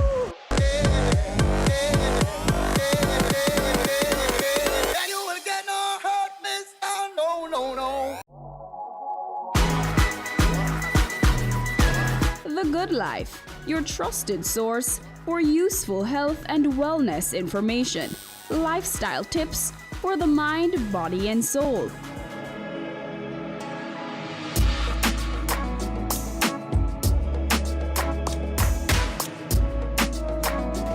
Tune in Tuesdays at 8:30 p.m. on Business Access TV.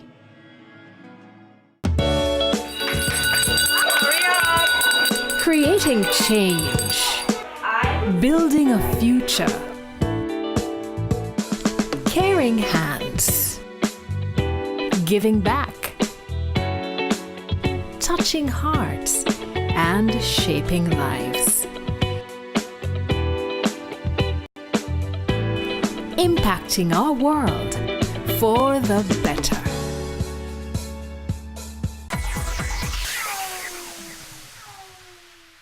The global economy, of course, is standards driven. And we've got to get on that bandwagon. And that's what you have been leading with. Our ascension in the global marketplace must be driven by standards, quality. And standards must become the norm for us and the center of every transaction, local and global. So in this global economy, the acceptance of our goods and services depend on an infrastructure that is built on internationally recognized standards and an accreditation-based conformity assessment system that satisfies international requirements. So I want to take the opportunity to applaud Dr. Gordon and his team on the tremendous work that you have been doing in transforming organizations and companies to deal with the practical realities of competing and exporting in a globalized business environment. I want to commend you also on the pivotal role you have been playing over the years in providing a comprehensive range of technical services to support the productive sector in Jamaica and in the region. The consumer goods industry has been undergoing significant transformation. Changes in consumer behavior, the availability of new technologies, shifts in buying power are all combined reshaping the industry's supply chain. At the same time, manufacturers and retailers are being challenged to redefine the way they operate and collaborate with each other, as well as with their trading partners. This means that standards must be embedded into new process areas to meet consumer and industry expectations. Locally, Jamaica's growth strategy is premised on export-led growth. We were there before, we have to go back there, right? And we've got to get to serious export growth, and a part of that is the export of food, not just fresh, but processed. So it's an opportunity for us to move, you know, it is. So my mother used to tell me that in every crisis and in every adversity, there's a seed of greater benefit. Our adversity has been some of what I described to you before, and then the decline in traditional industries like sugar. But guess what? The seeds of opportunities are there. We are importing soursop puree and mango puree. I make soursop juice and mango juice. And you go in the supermarket and buy it. And we are stressed out with idle hands and idle hands in Jamaica. That makes sense? And then we have to just hold on to the promise of sugarcane and say, Lord, 200 years ago we had it, make we can't have it again. Right? We have to move on. We're not saying we're abandoning sugar, but we are now in the midst of a major rationalization program to plant other things, yes, including mango orchards. And yes, we've started exporting mangoes back to the United States again. In June of this year, we started. In June of this year. After a 20-year break. And let me tell you something, they've never had hands to sell the mangoes in the United States. Julie, East Indian mangoes is what we sent in. And there's so many other things that we can do and we will have to do. And the good news, folks, is that we have no shortage of interest among investors to go the path of agriculture and agro-processing. And so we've heard of Gassanasan recently, over 400 acres to be developed on the Bernard Large estate. And by the way, most of it will remain in agriculture and will be involved in a mother-farm relationship, working with small farmers as well, with guarantee that what they produce, helping them with technology to maximize their production, guaranteeing that when they produce, they will have a sale for it. And the agro-industrial sector and the agro-processing sector is gearing up. Grace Kennedy is building a facility at Denby. They are already at Hounslow in St. Elizabeth. National Meats, the old National Meats, now Lidford Logistics, Richard Lake, is not just selling fresh, but going to process and target the export markets. Jam processors in Williamsfield in Manchester, they export about 6 containers of yellow yams per week right now to the United States and England. They want to start food processing as well. Even traditional importers like Rainforest and CPJ, they want to get into the value-added chain as well. And with all of this, the technology that is afforded with this company will all be relevant in the aggressive build-out of the agro-processing sector. So I'm here with Minister Audley Shaw, and he's, of course, the Minister of Industry, Commerce, Agriculture, and Fisheries. And it's a pleasure to have you here with us. Thank you. Thanks for having me. All right, so Technological Solutions Limited, they are celebrating 23 years this year. What do you make of this achievement, especially in this manufacturing sector, and what they have done for the manufacturing sector?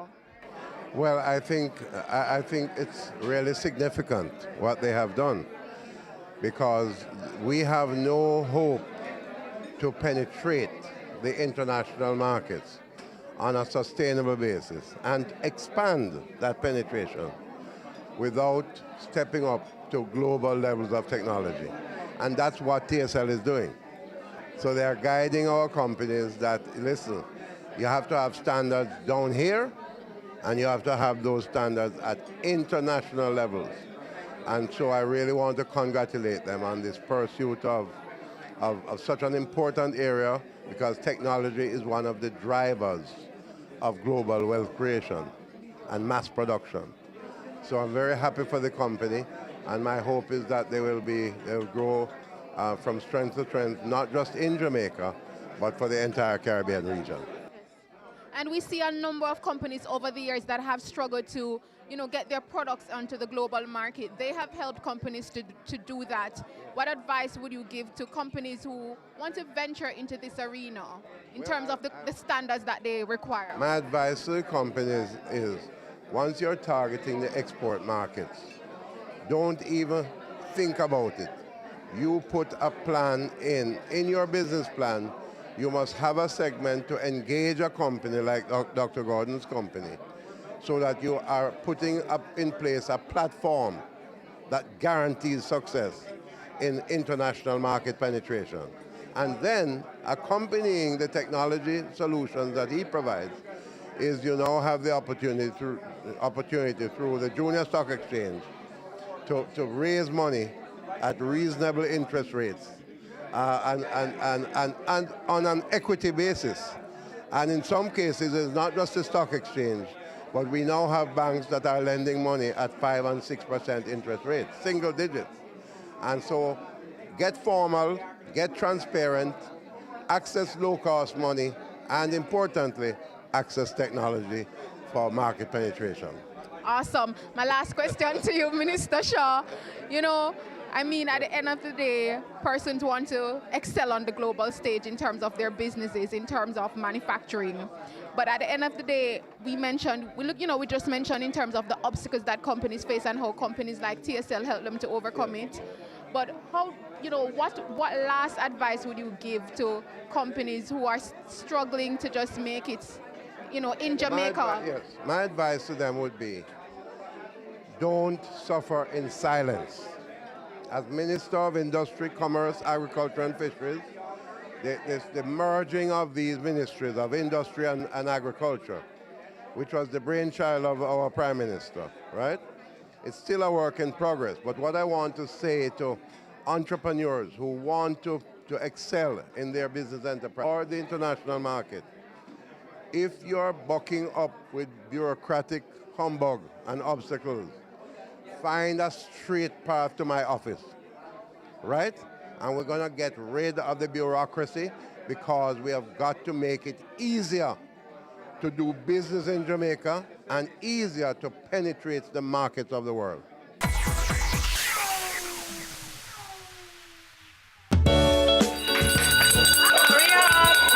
Creating change.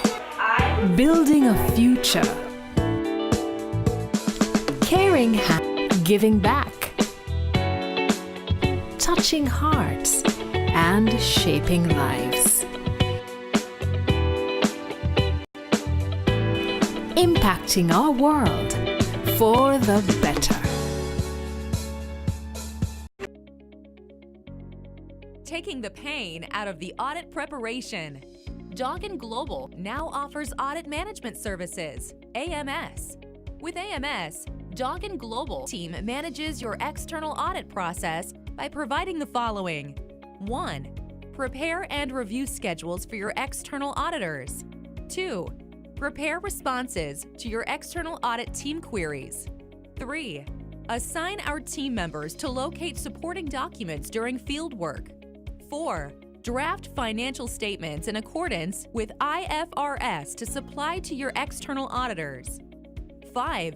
Provide guidance to your internal accounting staff regarding classification and recording of transactions. 6. Review your general ledger for accuracy.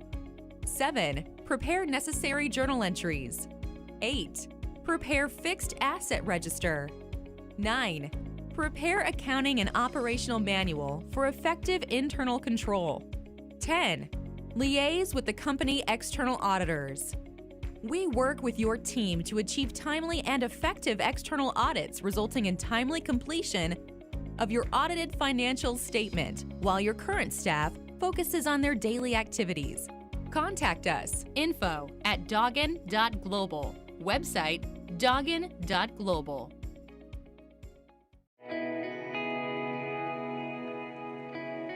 Every day you wake up, you have another opportunity to make this little island better, safer, a place where we all can be proud to call home. It's time we all recognize that every little thing we do has an impact on the Jamaica we live in now and the country we're leaving for our children. So promise me this, promise yourself this: no more will we tolerate criminals, even if it's our relatives. Tell them they're doing something wrong. Tell them to stop. Tell them no more robbing our children of the Jamaica they deserve. Tell them no more crime.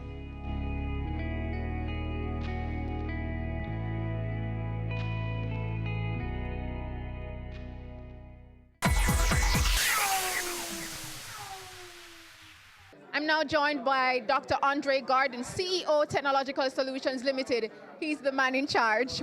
Good to have you. Thank you so much for having us and for having BATV here. And congratulations on all your achievement. I understand it's 23 years. Tell us about that journey. 23 years has been an interesting journey. TSL was set up to help drive the competitiveness of the productive sector in Jamaica and the Caribbean. So that's the heart of what we do. We say we are science-driven, customer-focused, and excellence-driven. So basically what we do is, whether it's manufacturing, exports, agriculture, food service, hospitality, or importing and distribution, we help them apply science, knowledge, and technology to make their businesses competitive. we demystify science and translate it into practical, implementable programs and training and develop products for all of these sectors and help them get their products into the markets that they want to get them into. Awesome. We heard throughout the presentation, you being lauded, your company being lauded for bringing back Aki into the United States. What sort of cutting-edge technology does TSL have? Well, we have over the years prided ourselves on having colleagues around the world who are regarded as experts in their area. We ourselves have some people who are regarded as experts in our area. So what we try to do is we've used electron microscopy, predictive modeling, thermal processing. We do accelerated shelf life. We help companies verify or prove that their existing traditional processes meet the requirements of importing markets. Most recently, we brought what is called polymerase chain reaction, PCR, DNA-based technology in to reduce the analytical time for tests that are done down from like 10 days to 1 day. And so we are rolling out this technology that we will use to service a range of different sectors of the industry so that we will be able to provide companies here with the same kind of analytical service that they would get if they were in New York or Canada or anywhere. So those are just some of the technologies, but most of our technology is knowledge-based. What we try to do is understand their requirements, understand the requirements of the specific market they're going in, and work out a program as to how do we help them get in that market with products that they can get a premium price for. And that's what we work at doing in Jamaica and throughout the entire Caribbean. Awesome. In addition to today's cocktail reception for in observance of World Standards Day, I understand that there is a training as well. Right. Tell us a little bit about that training which is happening. Okay, so we, amongst many of the things we do, we pioneered the concept of food safety and quality systems in the Caribbean, working with another partner, Caribbean Export, in 1997. And then after that, we applied that to getting Akis back into the US market, getting Jamaica's conch back into the EU market, and a range of other things. This latest partnership is with the Safe Quality Foods Institute that's based in the US. It's owned by the Food Marketing Institute. And what they do is they have a standard that guarantees that once people get certified to that standard, all of the food, agricultural produce, distribution systems will comply with the highest levels of quality and safety. So this particular training program is having persons who wish to be able to implement and audit to that standard become trained and certified so that our certification body, TSL Certification Services International, will be able to have auditors of the highest level of competence, in addition to the ones that we also have that come from overseas. We want auditors from the region who understand our culture so they can interpret the international standards in a culturally sensitive context and help our companies comply. Awesome. Wonderful work. My last question for you.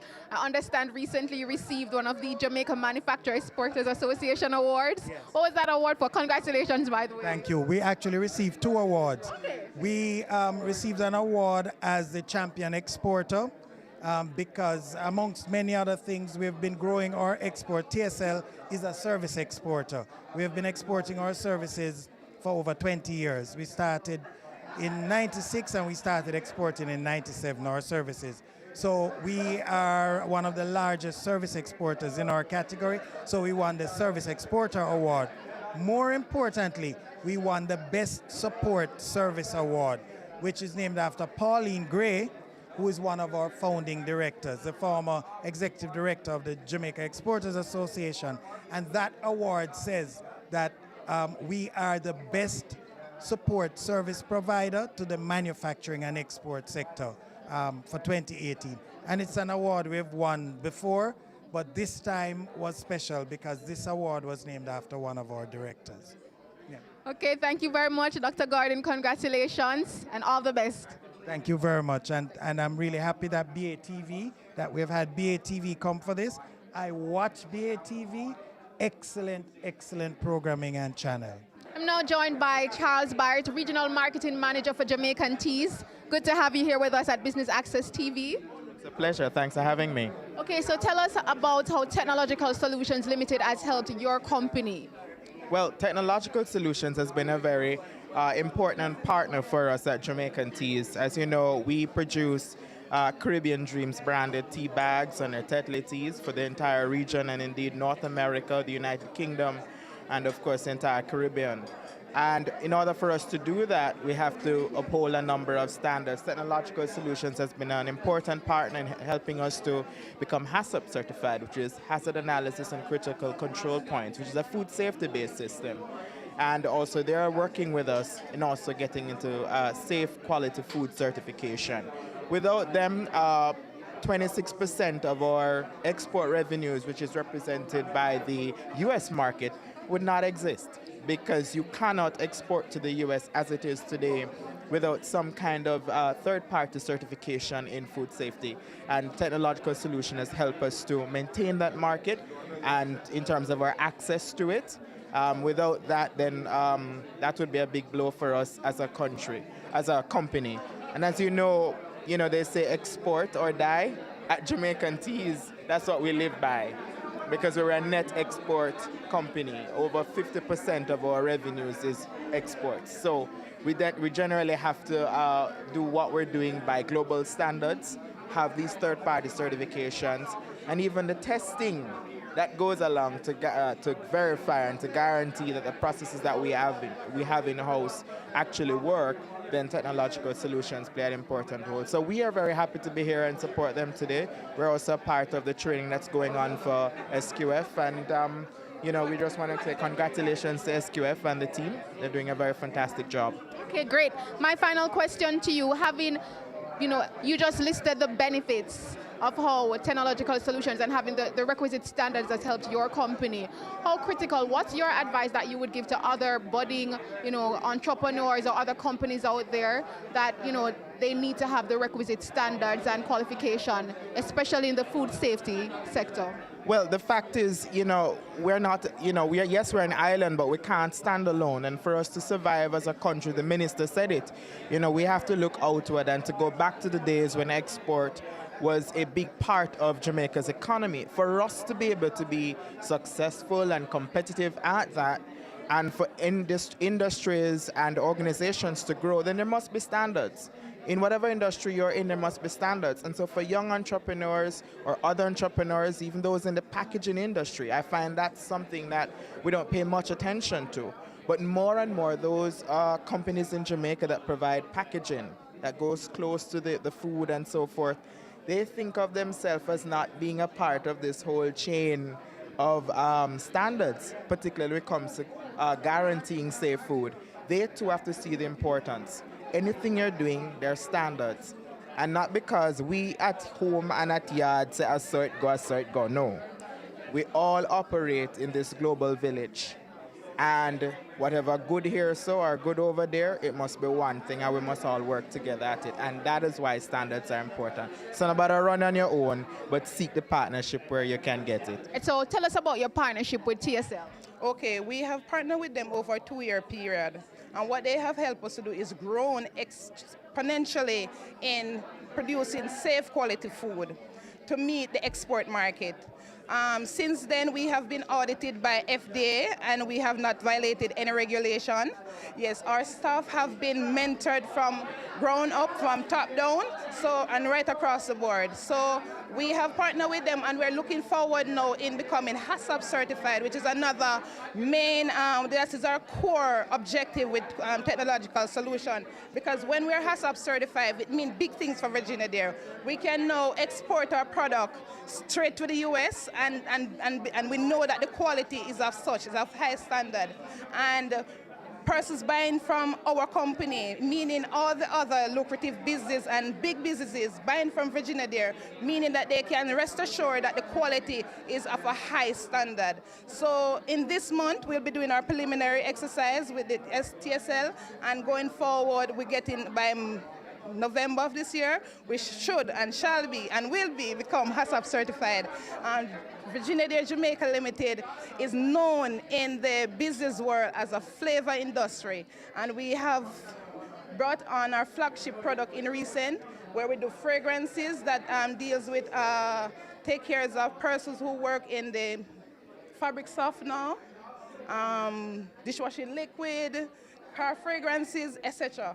And then we have our cordials, which is one of our baby, and we pride that. Why we pride that is because the sorrel that is now in Jamaica is a booming thing, and Virginia Dairy was there from the start, where we basically harvest the sorrel from our farmers and sell it back to the big companies, and they bring it to another consumable portion. And we are pride ourselves in that area, and now to know that we can now just sell this product from just Jamaica to anywhere in the island, anywhere in the Caribbean, anywhere in the world, because we're HACCP certified. We can't wait for that day. Amazing. Happy. And we're so happy to be partnered with Dr. Garden, TSL family, and we are here to support them and this monumental achievement for them. Congratulations, a passionate Nicole Gracimondo, Operations Manager for Virginia Dairy Jamaica Limited.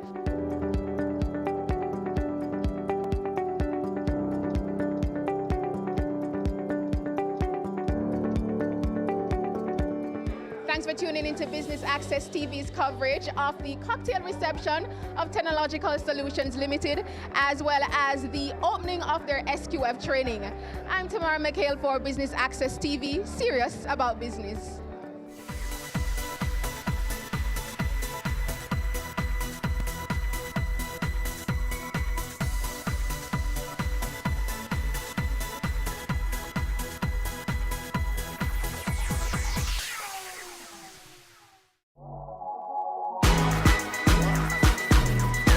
The Good Life, your trusted source for useful health and wellness information, lifestyle tips for the mind, body, and soul.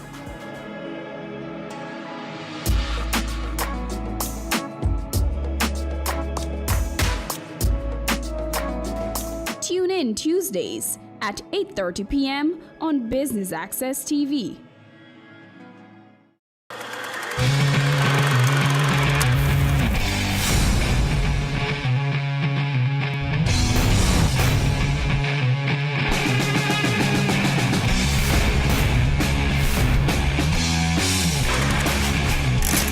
Have grown from 20 million US to now having 800 million US dollars. Knowledge, skill, and professionalism. Those are my tools and my armor. It's a big men don't cry, right? It's a big men don't cry, right? We were being robbed some $531,000. I've been angry to the point where I feel like I will get it big.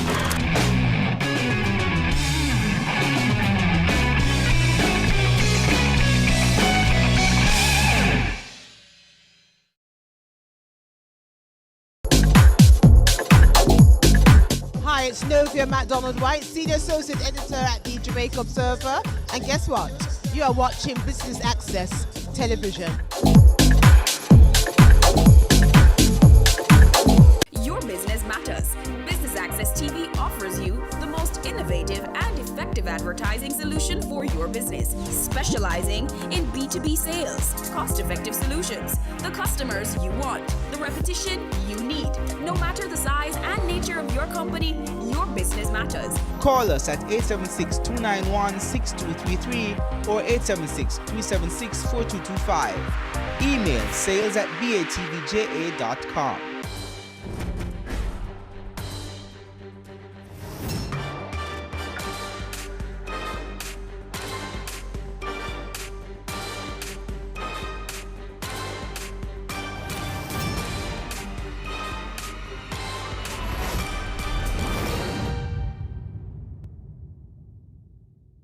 The field of botany examines the history of human efforts to understand life on Earth, specifically organisms traditionally treated as plants. The first written records of plants were made in the Neolithic Revolution about 10,000 years ago, as writing was developed in the settled agricultural communities. In the European Renaissance of the 14th to 17th centuries, botany gradually emerged from natural history as an independent science. With the expansion of trade and exploration beyond Europe, the many new plants being discovered were subjected to an increasingly rigorous process of naming, description, and classification. How is all this important? We find out when we talk to botanist Karen Campbell on this episode of Career Moves.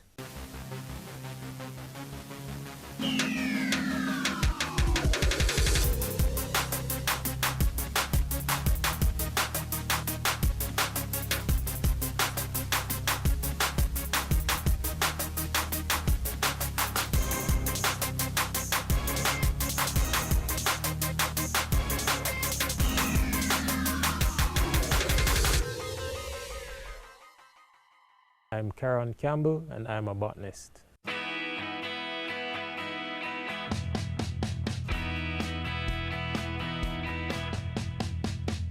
Botanist is a scientist that studies plants basically. It's the half of biology that looks at plant life, so you're looking at the science of plants. Plants are very diverse. You have plants that eat animals, you have plants that live on other plants. So the range of plants that you have, though they're stationary, unlike animals that move around, they show a lot of diversity across ecosystems and they're adapted to each ecosystem and habitat that you find them in. And that's very interesting for me to see the differences between them. And some are just different from each other based on things that you would consider minor features or characteristics.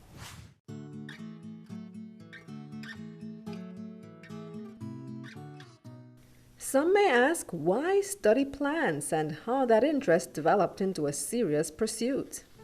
My interest in the field of botany started when my father gave me a list of plants and their Latin names, scientific names. I thought that was interesting, so that was when I was in high school. Originally, I had thoughts of accountants, being an accountant. I had a great accountant teacher in fourth form, and I subsequently didn't have one after that. So the interest waned, but basically stuck to the sciences. I dabbled in a little TD as well earlier in high school, but the sciences is where I found the interest and the love, so that's where I continued. Subsequent to that, I went on to the university where I studied courses in botany as well as zoology, but I stuck to botany as the major.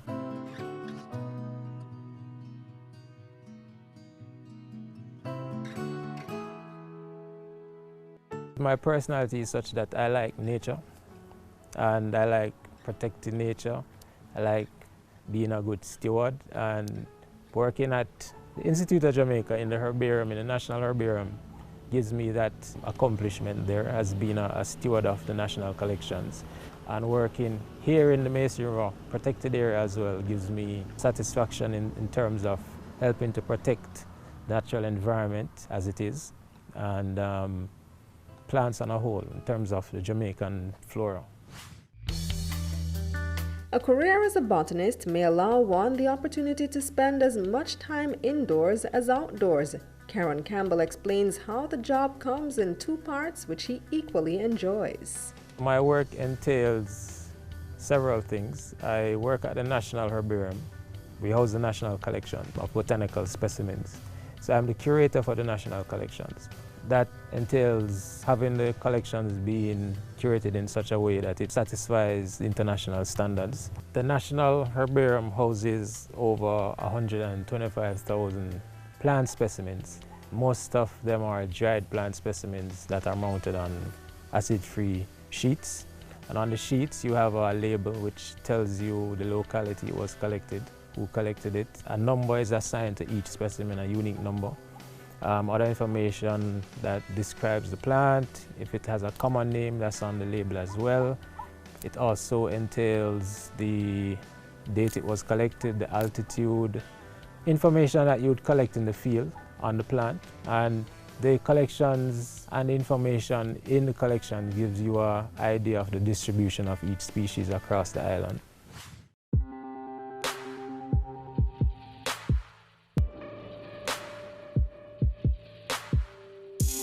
I also do field work.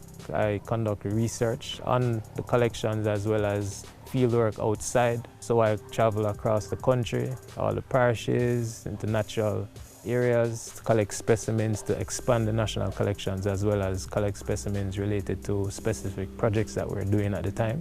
I respond to queries from the public. They might call or they might email or they might, through some other medium, request information on a specific plant, its distribution, its scientific name, its uses, etc. And I also sit on several committees, national committees that help to develop policy with respect to the environment and the flora of Jamaica. When botanist Campbell is not in the office, as mentioned, he's in the field. Let's find out about Mason River, a protected area that's managed by the Institute of Jamaica. Today we're at Mason River Protected Area, Game Sanctuary and Ramsar site. It was acquired or purchased in the 1960s by the then National Commission, which is now the JNHT. It houses a unique upland peat bog. A bog is an area that consists of partially decomposed and decomposed plant matter. A peat is a type of fuel and it's formed over a long period of time based on the conditions that are present. So this is where we have the peat bog, and basically this is the feature, the wetland feature that initially started the interest in the area in the 1950s. You have specific plants that you find in bogs, and this is one of them. This is called a sphagnum moss. And these plants help to retain or keep the water. So if you squeeze it, you'll see the amount of water that comes out. And these plants can hold up to 40 times its dry weight in water. There's an industry now in the horticultural field which uses these plants. They use them in terms of when you're shipping plants, live plants from one country to the next. They have dried sphagnum, so you just wet the sphagnum, put it in the pots, and it keeps the plant moist for the duration of the trip. And also in the past, they used to use these plants as bandages. They used to use them for their antiseptic properties, basically. This is a Venus flytrap, and they're carnivorous plants, so their adaptation is to trap and digest animal life, basically. Usually it's small insects. They have a trapping mechanism. They have trigger hairs on the inside of the trap, 3 on each side, and once the insect goes inside and touches one of those trigger hairs, the trap closes with the insect, and then it actually acts as a closed stomach. So what happens is it releases enzymes, digests the prey, then it opens when it's finished, and the wind will blow the undigested matter away. We actually have 4 carnivorous plants at Mason River. This is actually introduced to Jamaica. We have 2 that are native. The sundew is one, and we have bladderworts, which is another type of carnivorous plants, and we also have pitcher plants.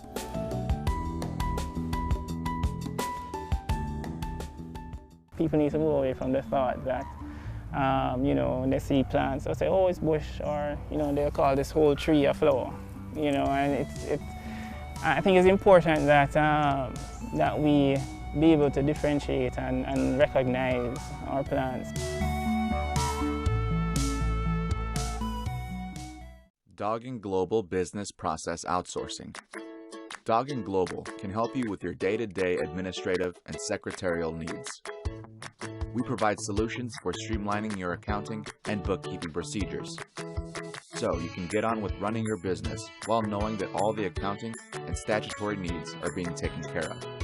Our BPO services include the following: bookkeeping, preparation of budgets, management accounts, and periodic financial analyses, provision of temporary or part-time accounting assistance, design and implementation of accounting systems, preparation of accounting manuals, payroll services, corporate secretarial services, assisting clients with their business entry strategy into the country, setting up new legal entities, maintaining minutes and other legal documents, non-executive directorships, preparing and submitting annual returns.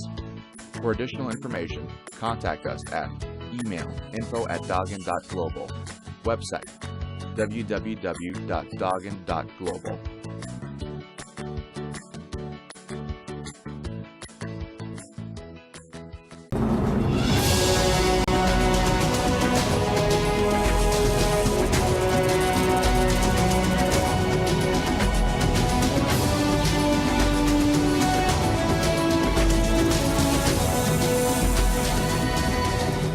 The Good Life, your weekly dose of information on nutrition, wellness, and fitness. Discover ways to nurture your mind, body, and spirit.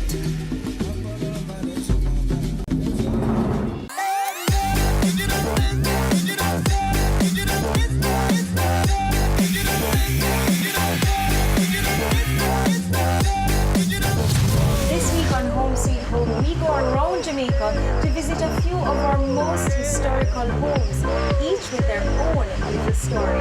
Our first stop, let's find out.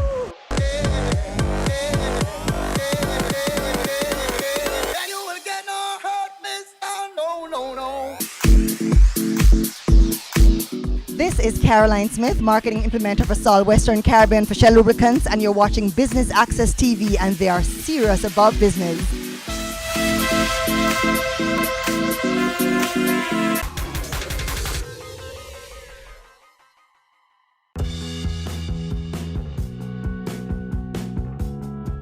Sure, because you have some people work at flowers farm and they must know what kind of plants I'm angling and how to take care of the plants.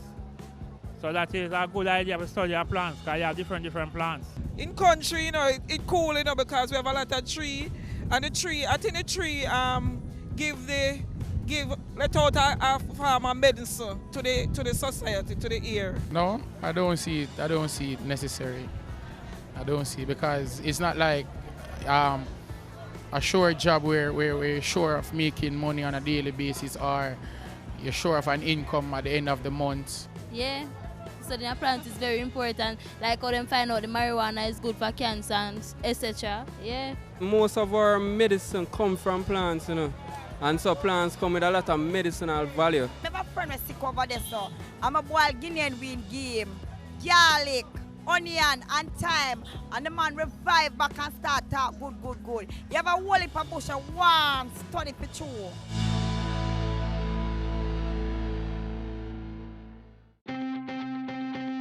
I'm Philip Rose, lecturer in the Department of Life Sciences, lecturer of botany, plant systematics, and plant ecology.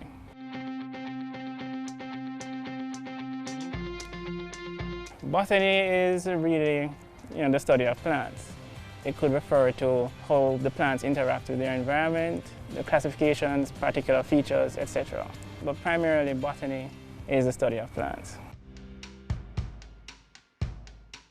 Here at the University of West Indies in Life Sciences, botany is offered primarily in two undergraduate majors, applied plant sciences as well as horticulture. At the postgraduate level though, you can proceed to do more in botany, in particular plant production and protection. You can also do agricultural entrepreneurship, as well as there is a master's in marine and terrestrial ecosystems. So botany is incorporated into those majors. There isn't per se like a botany major. Based on feedback from the market and so on, employers, etc. Most of our courses are geared to like applied plant sciences per se, in that sense. You can matriculate with your CXCs, 5 CXCs. One of them has to be in biology. right? And when you come in with that, you start at our preliminary level, right? And that will be a 4-year program. You can also come in with your CAPE. You need to have 2 science-related CAPE subjects. One of them must be in bio, CAPE 1 and 2, or you can have environmental bio at CAPE, as well as CSEC bio. That will give you a 3-year program. So that's at the undergraduate level.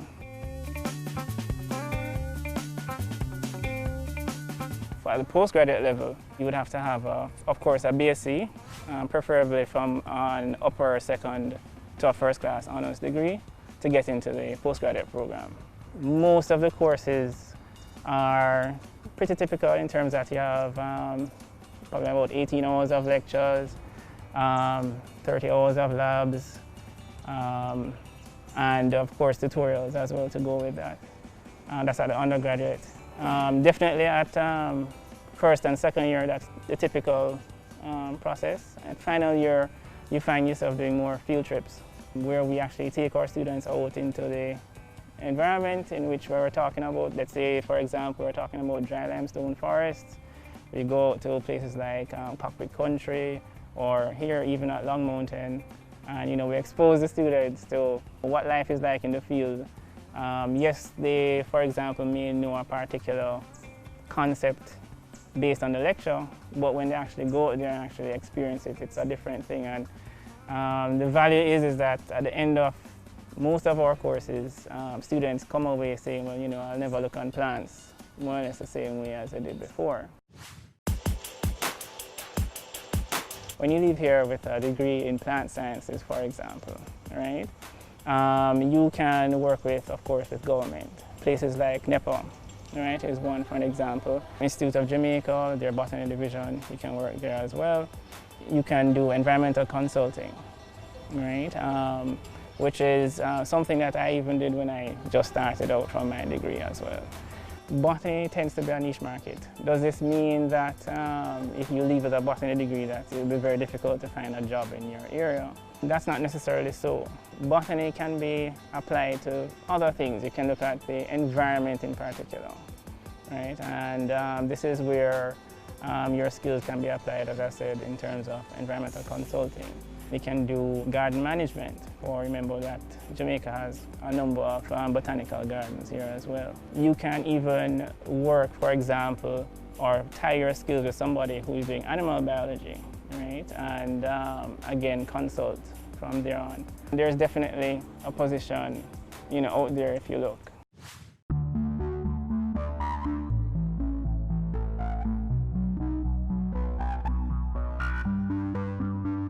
People need to move away from the thought that, when they see plants, they'll say, oh, it's bush, or, they'll call this whole tree a flower. I think it's important that, that we be able to differentiate and recognize our plants for what they can do for us, what they do for our environment. Medicinally, plants have a vast array of medicinal products, some of which have not been looked at as yet. And just having an appreciation for that, and studying in that area, a lot of opportunities can be realized. The major misconception with respect to botany or botanists is that we know everything about every plant and everything about plants, which isn't so.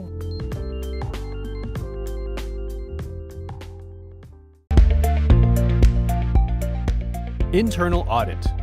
Internal audit service is vital when organizations aim to achieve reliable financial reports and regulatory compliance, navigating risks, streamlining operations, and promoting stakeholder confidence. The benefits of a high-quality internal audit are limitless, especially when you secure yours from a firm with deep industry experience, exposure to hundreds of organizations, dedicated professionals, and proven methodologies. Whether you're looking to establish an internal audit function, attain or maintain compliance with various regulations, mitigate your risk of fraud, or gain an overall assessment of your internal controls, you can count on Dodge & Global for reliable and timely business solutions.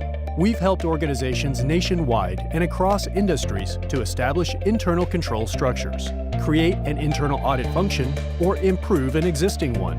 and maintain regulatory compliance. We provide ongoing education as regulations and public perceptions change. We are trusted advisors for management and boards. External auditors can be confident in our work and its results. Let Dodge & Global be a turnkey solution for your organization. Our team can help you make smarter, more effective decisions. Let's have a conversation. Contact us at email info@dodgen.global. Website https://dodgen.global.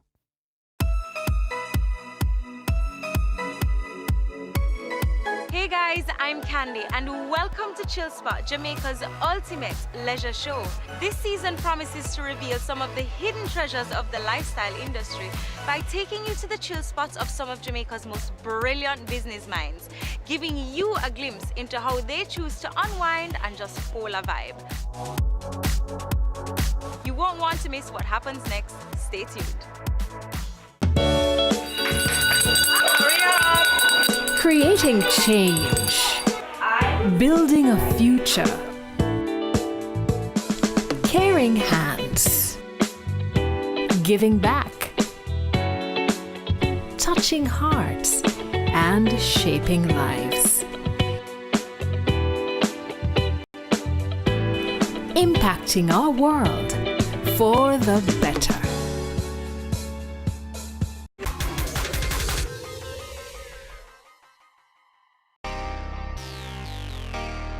We're looking at the career of a botanist with Karen Campbell from the Institute of Jamaica. Let's look at some of the challenges one may encounter in this field. Challenges that we face, well, for one, we would like to do more research, but obviously we are only able to do what we can do fiscally. Also involves, as I said, traveling across the island to conduct this research. And that means we have to cover gas, it means we have to cover accommodation at times, it means we have to cover equipment to do this research. Sometimes it's restricted with respect to resources. So at times we actually send proposals to funding agencies which support some of the projects that we do, and that's a good help there for us.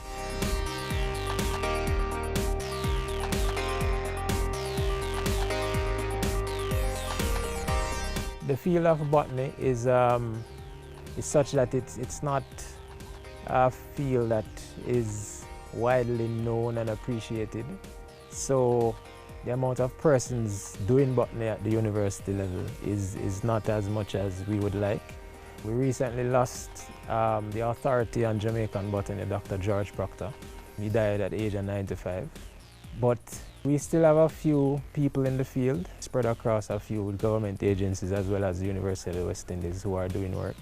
And yes, so that's one of the challenges, getting people interested in sciences, especially plant sciences.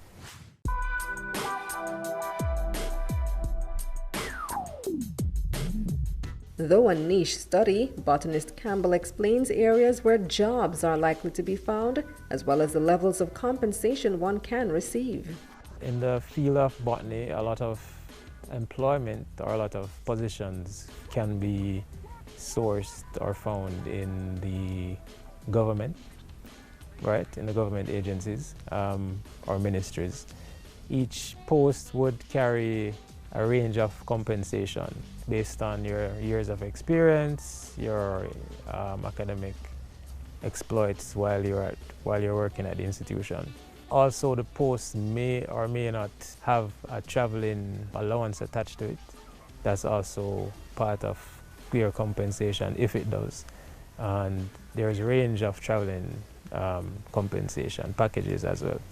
So if you're just starting out, most likely you will be earning over $1 million gross per annum. And depending on if you are a traveling officer, it could take you maybe up to 1.5 thereabout. If you are at the end of your scale, your compensation scale, you could be earning over $2 million per year based on with allowances, etc. added to that. If you're in the management where you're into crafting and developing policy, it could go beyond that as well. So it really depends on where and what you are doing and your level of qualification, as opposed to a first degree, a master's degree, or if you have a doctorate. Before we wrap things up on a career as a botanist, there are certain misconceptions that Karen Campbell is eager to clear, while again highlighting the importance of a career in botany. The major misconception is that, with respect to botany or botanists, is that we know everything about every plant and everything about plants, which isn't so. Botany is a branch of biology, and there are many branches of botany, as I pointed out. So botany looks at crop science, it looks at ferns, it looks at plant physiology, it looks at a myriad of different fields that you find under botany. And specifically for me, I work in the herbarium, the curator for the herbarium. So I'm more to the taxonomic aspect, where we classify, collect, name stuff, identify stuff. But I do wider research because the department is small, so you have to sort of try and be a generalist. But I'm not an authority on everything on the botany.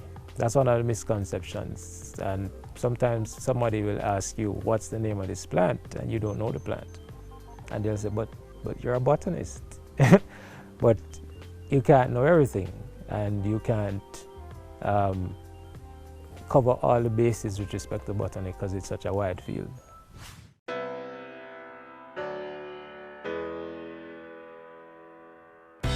A lot of persons will think once you say you're a botanist, they automatically think you are a horticulturalist or a florist, somebody who has flowers that you plant, or you have a greenhouse or something to that effect.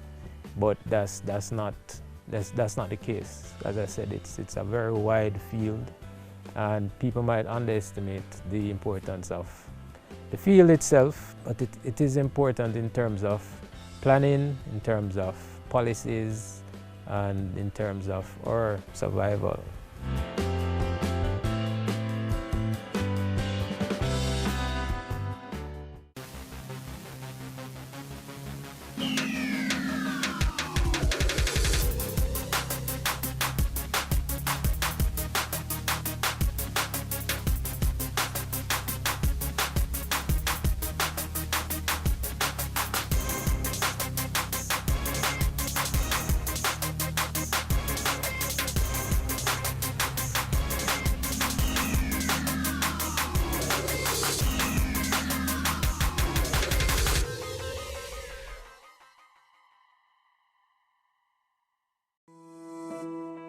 Business Advisory. Realize greater growth and profitability. Navigating market changes can be challenging for any business. Our goal is to help you identify opportunities at any stage of your financial life cycle, ensuring you continue to meet your business needs in complex market environments. From startup through to expansion, tax advisory to accounting, Dodge & Global provides a multidisciplinary approach to managing the entirety of your affairs. We ensure your business remains profitable and competitive. You can expect practical advice, effective cost management, and a mutual respect for your goals and growth aspirations. Our commercial advice comes from extensive knowledge and experience working with a broad range of business and industry sectors. Dodge & Global can help you make smarter, more effective decisions. Let's have a conversation. Contact us at email info@dodgen.global. Website https://dodgen.global. Hi, I'm Edmund Bartlett, Minister of Tourism, and you are watching Business Access TV. Serious about business.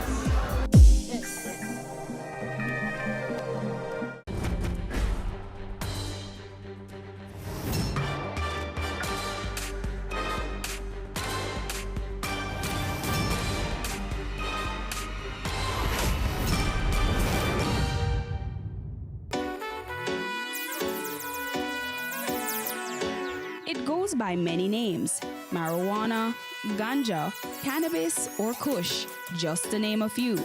But whatever you call it, people will immediately know what plant you speak of. The Good Life this week takes you to the Stepping High Ganja Festival in Negril.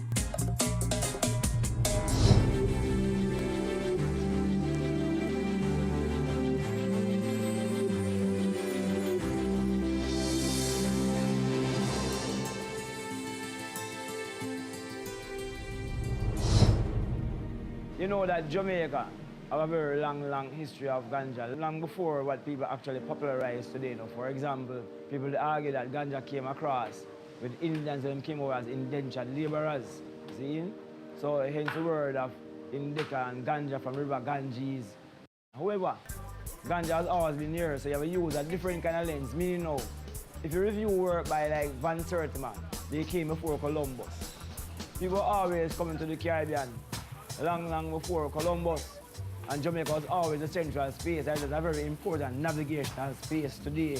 And from pirate time, it was also a very important navigational space. That's why we have the first navigational school in Jamaica by the Caribbean Maritime Institute. Now, what's the point I'm making there?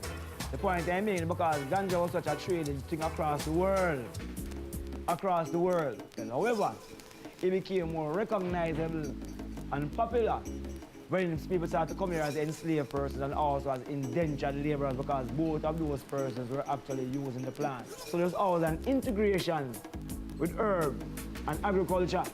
But over time, as they start to make herb become more criminal, which means that the state start to lock up people more than the 60s and the 70s and the 80s, you know, the whole thing, it kind of shift. You know, so you find out that while we were still planting herb, we know if we practice some integrated farming, not because we just know that integrated farming is what you should do. We have the integrated farming for hide the herb. So I would have plant herb and I plant gungo peas or I plant okra on it, because if you look from overhead and the herb that the gungo peas and the okra, it don't look so obvious. In Jamaica, we was practicing those things, you know, by what? Out of necessity. So as Rastafari start to use more herb, you have more fight taking place against the herb. So it is a thing where the history has been whereby the formal structure is anti-herb, not because they're anti-a-plant, but because they're anti-a-mindset. But because Rastafari use a lot of herb now, and herb stimulate certain parts of your brain, and people know that man, your body is designed with what we call an endocannabinoid system, you know, from your head to your toe. And the parts of your body that have the most of those receptors is what your liver and your brain, especially when part of the rhino and surplus and the ancient part of your brain and the central part of your brain as well, the part that deal with this feel-good, esoteric kind of vibes and things, you know what I mean? And that is what drives and supports a lot of the way Rastafari people think. Hence the concept of being airy and the concept of being of one love and being with nature and all those things. It's not the Rasta people alone. The same ancient Indian people who use herb, they don't do the same thing. The people who are Essenes, from which them say Yahusha come from, is the Jesus story. They are herb people. So them say them anoint him head with oil. Him 7th chakra, him crown chakra. It's herb them use, that olive oil them use, it's ganja oil them use. See? All these stories that people hear, ganja oil is a very important part of those processes for health and wellness and healing. So it's like it's just something where Rasta people come up with, like you have what you call a Columbus syndrome, you discover things that already exist. No. The thing is that Rastafari, we are way into this consciousness of this plant and uses it. And then using it also away other people. It's like you unlock your chakras or your DNA, so people start to remember these things and start to use the plant and actually feel a particular way about it. One of the first functions of ganja is to build your immune system against ultraviolet rays. So it means then that ganja is one of the plants that you use to what? Prevent most of the cancers, if not all of the cancers. So all the research has shown that ganja is good for cancer fighting its functions, such as THC. And they ask yourself, what is the leading killer of people in the world today? It's stress. Herb is a plant, THC in particular, it removes stress. It transforms energy from one negative way into a next positive. That's what it's about. It's not no new energy. You shift, you focus, and start to see things in a very different kind of way. So you don't see no problem, you know. You see, needs that are unsolved, which means that there are opportunities to solve those needs by doing what? Providing a good service. So the lens through which you see things becomes different. And unfortunately, within our own system, we have this big opportunity. But the lens through which we see it is the same old colonial lens. CDB is used to treat things that do with psychosis. That research came out of England. Yes? That's why there's a great demand for CDB herb in Europe, because the leading killer of people in Europe and America is now what? Dementia-related illnesses. Parkinson, Alzheimer's. That's why I want CDB and not THC. You have CBN, which is to stimulate appetite. So people who have cancers and all these other issues and eating disorders will want the CBN. But it's also good for all the olfactory senses, you know. Ears, nose, and throat. So everything you do with your lung, everything you do with your ears, everything in the nose and the throat, because it what? It opens up a thing. The plant itself, in terms of the seed, have two of the most important fatty acids for your brain, which is called linoleic and linoleic, in the 1:3 ratio, the exact ratio in your brain. The only other plant that comes close to that is linseed, which has now 1:4 ratio. Most of these problems that people have, the plant is good for it. Ask them which other plant your body is designed to use. You just ask them, which other plant your body developed a system. 50 million years ago, all beings on the earth develop an endocannabinoid system. Not man alone. Dog, puss, rat, bird, everything. You understand what I'm saying? So we have to really see what the research is saying. That's what the research is saying. It's good for everything. But you know, we don't rate to own people's brain now. Especially people who are going to say are mad people like Rasta. Or the Rasta by say, okay, herb is the healing of the nation, and herb is this. Or Tosh sing about it as a bush doctor and say, boy, it's good for this, and lawyers smoke it. Remember too, you know? Many places people use herb, and we don't just use ganja. We use different kind of herb. And this is part of the problem, because when them started to fight ganja, technically them started to fight every kind of natural consumption of other herbs as well. So a man have a headache, I don't want no rosemary, I don't want no almond leaf, because it's herbs. I have to know how much you have to take and suppose it poison you. And I take a Fensic, you know. And then give everybody the same prescription, 2 Fensic, but yes, all their structure different. So the same 2 Fensic for solve the problem for everybody. You have something in your stomach you want to clear out, you don't take no verbine and no dark blood. You can take a leave. And then them announce by the TV, some have a call him back a leave, because kill off beer people are foreign. Foolishness. Don't go anywhere. The Good Life will be right back.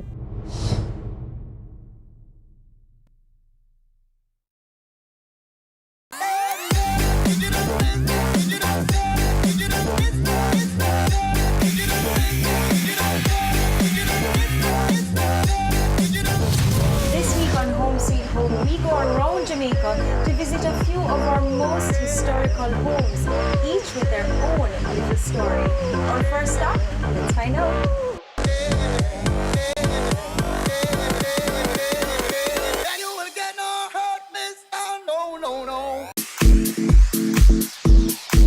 This is Caroline Smith, marketing implementer for Sol Western Caribbean for Shell Lubricants, and you're watching Business Access TV, and they are serious about business.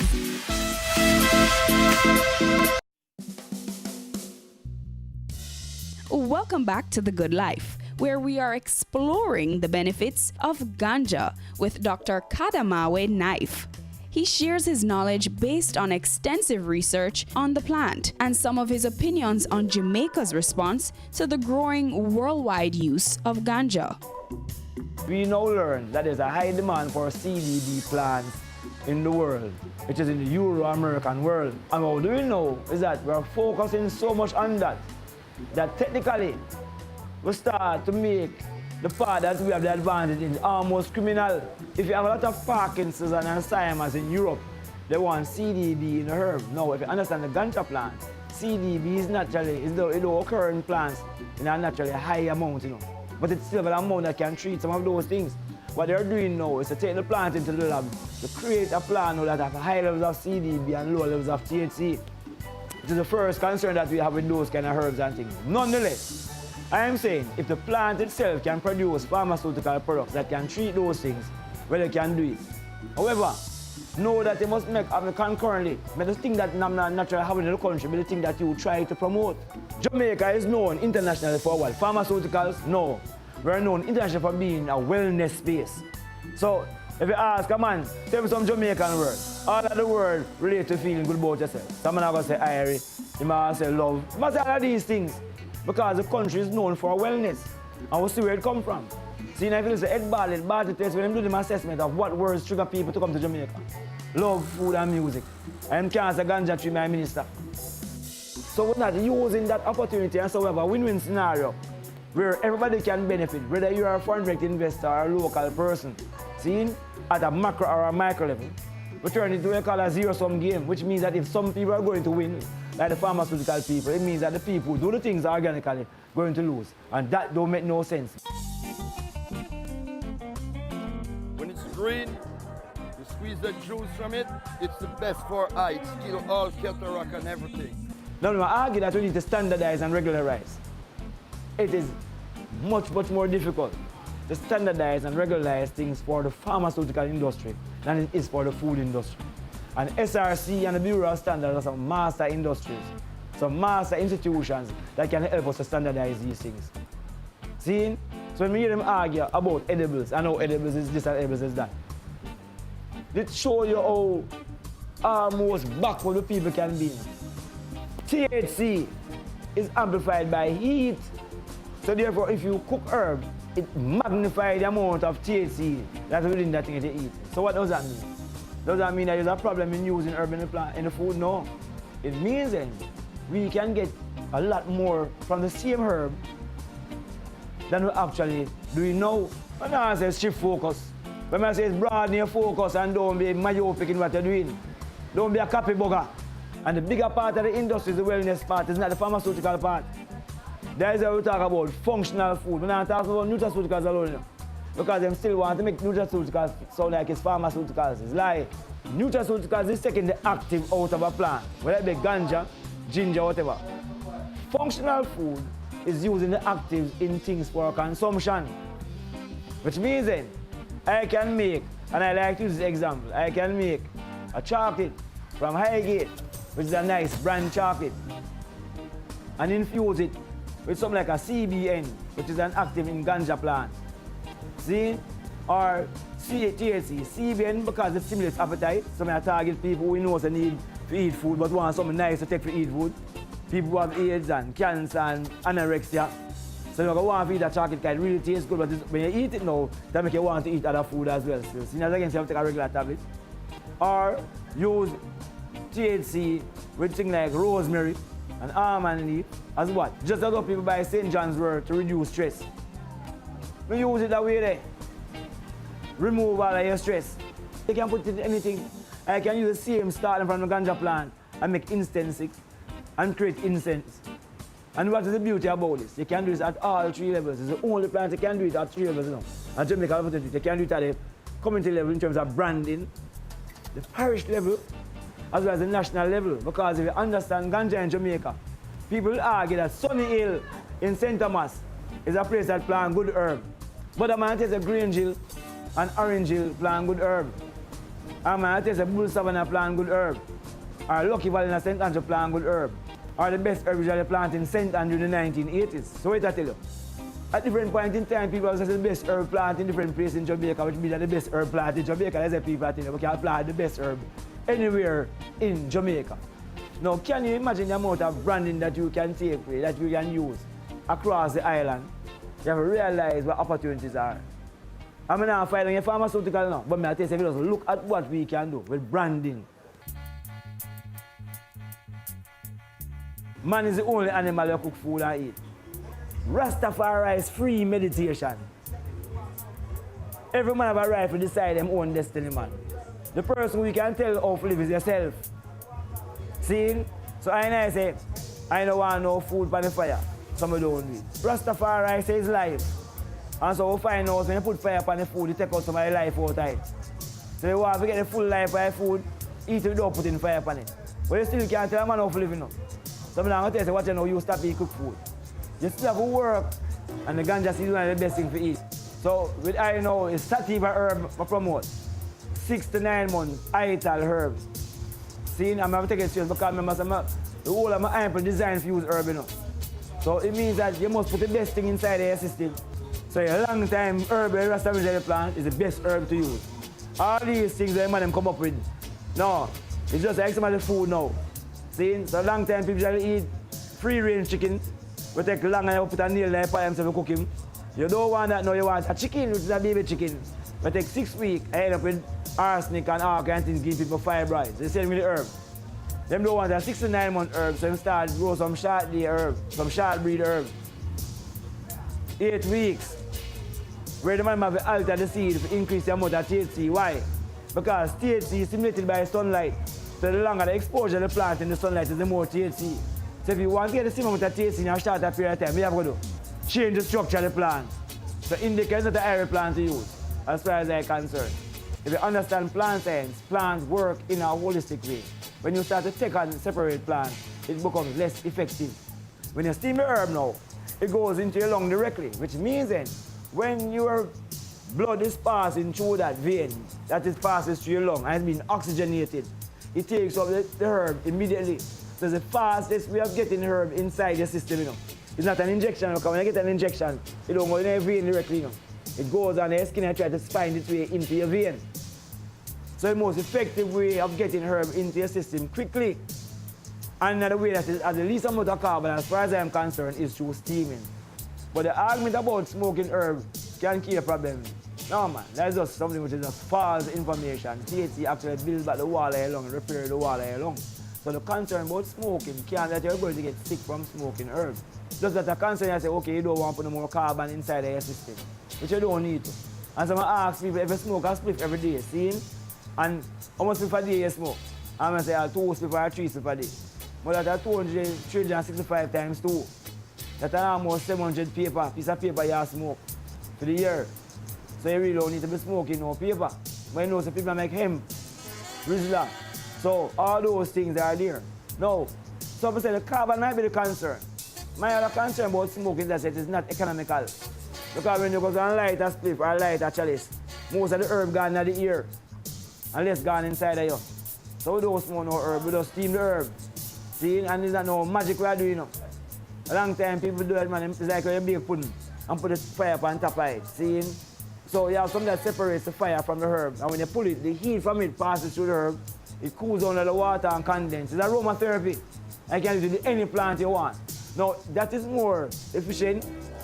There's almost 0 carbon, because anything that comes through is captured in the water. This is what the long time bingy man them usually do, you know. Now, when you eat herb, it goes on your digestive system and takes a longer time to start to break down, but it stays longer in your system now. Because it starts to release more slowly. That's why when people cook herb and it's in your gut for a long while, it release slowly, so you feel that kind of feeling for a much longer period of time.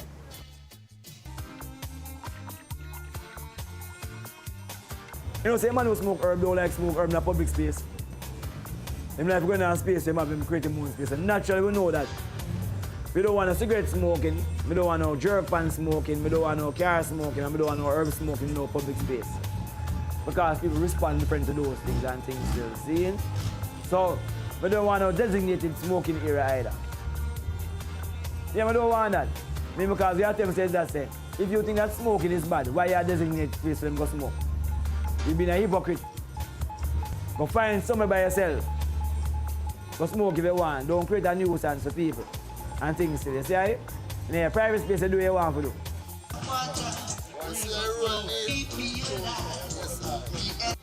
Don't go anywhere. The Good Life will be right back. Cameo takes you behind the scenes of Jamaica's exploding creative industries to give you an insider's look at how creatives get the job done. I'm really picky about how we treat our customers. As creative people, we went a little bit over the top. Each week, we interview innovators leading the charge in their industry. The chaos of creativity meets the stricture of structure on Business Access TV's Cameo.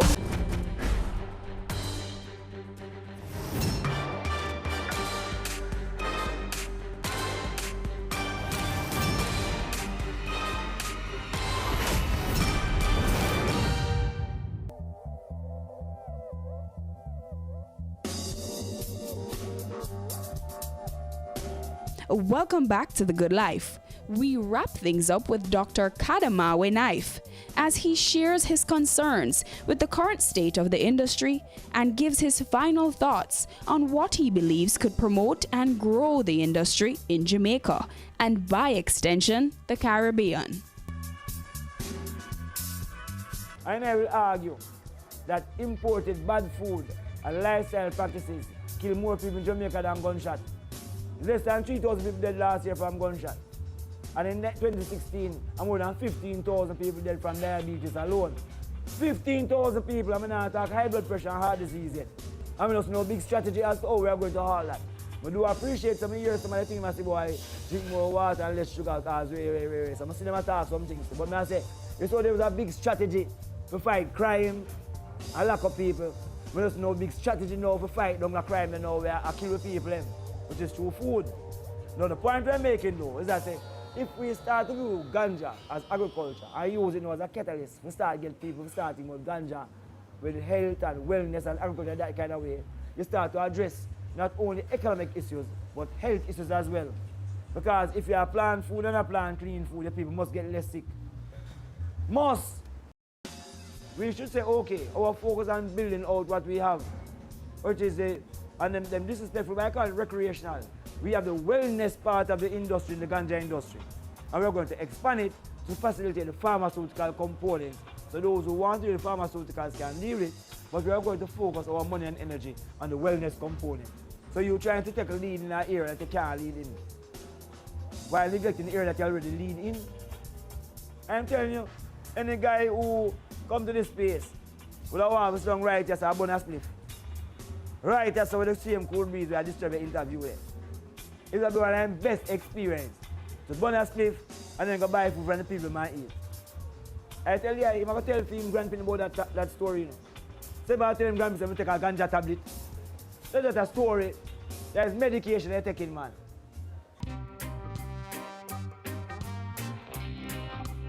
Enough name out there here. Them like to categorize them as skunk and kush. We have all 20 different skunk names or 20 different kush names. What we want to grow is a particular strain of herb, which is a sativa. So you have the broad categories of sativa and indica. We are promoting sativa herb, the 6 to 9 months herb. Ital, that means you don't put anything that come from animal, it's plant alone grow it. That's how to promote it. See? Now, Jamaica should have things like them called goat shit and lamb's bread and all different kind of herbs that are sativa herb as well, thyme herb. But those were destroyed. The same thing. Some seeds still exist, so we focus on getting those seeds. Now, nowadays, you have all kind of skunk herb because the license itself is prohibitive and shows that they don't really understand what they want to move. Because the licensing process is required because they're doing what? Pharmaceutical ganja. I've been doing pharmaceutical ganja because of the regulations for production. You have to get all of these things in place. So that is for one section of the economy. Now the part that we're speaking about the wellness doesn't require those things. So we'll argue. That's how we have a man with a bar who says that he might get the license at whatever. The same thing I do with the herb people who are involved in these kind of things at the community level. But I think it's important to regularize it. Someone, the man with the come to know him have the best herbs I sell. I'm putting them jar and them, you know, make it airy and official. But why like it's a hide thing at and then it's a hustling. No. Make people know it's free for do it so you can do it properly, man. Because you know Jamaican people like to present them thing properly too, you know. So don't make it look like it's a gym screechy thing. Give them the same kind of freedom. But say what you know, you have to have them standard there, you know. You can't sell the herb in a plastic bag because the herb eat up in the plastic bag, put in a glass jars. And put in a dark glass jar because it make the herb stay long and you know, show them how to do it properly and thing. Now when you check it now, 10,000 for your distribution of what? 10,000 US, you know, not 10,000 Jamaican. The prices are not even quoted in Jamaica, they're quoted in US, so it's can't be your target. So there's a different kind of thinking surrounding that component. And that's what I'm talking about the dual space. You have to have your pharmaceutical space, you put those restrictions here. But the wellness part that relates to Jamaica, you don't put those restrictions, but you put standards and quality control. So who knows if you have an edible, we know say the Bureau of Standard Pass and SRC help you the formulation for you know say alright you have the right amount of things inside there. Get rather the strength now for coming through the marketing and them home economics thing for come show them how to do the thing using the standards. You know? make it happen properly.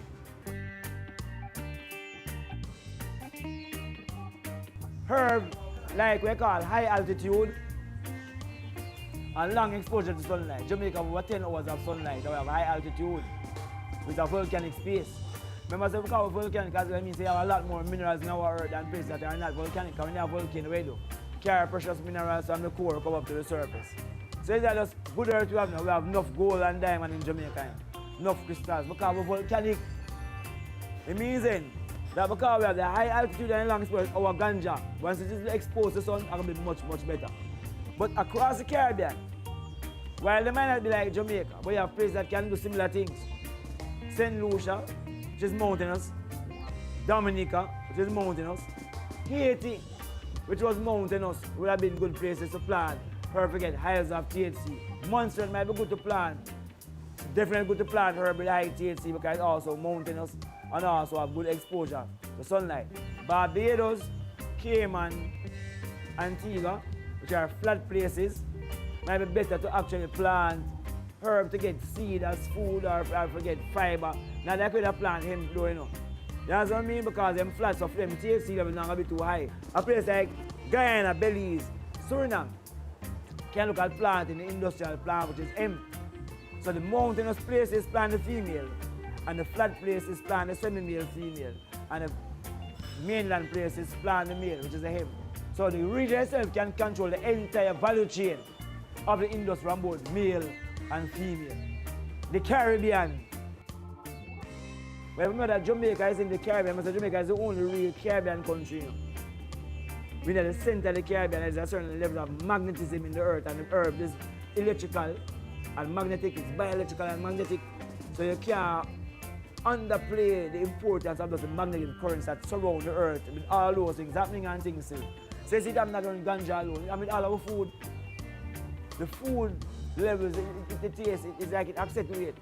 And you know, the research that actually showed that Jamaica have higher levels of heavy metal in them earth though, which was a concern. But we realized that when we put in the water, the heavy metal dissipates. This is not a problem anymore. So remember, this is a good life now. It's important that people know that you only have one life to live. See? So you have to live healthy. Do the thing that you know is right. Be serious about it, man. Live well and live the good life, you know?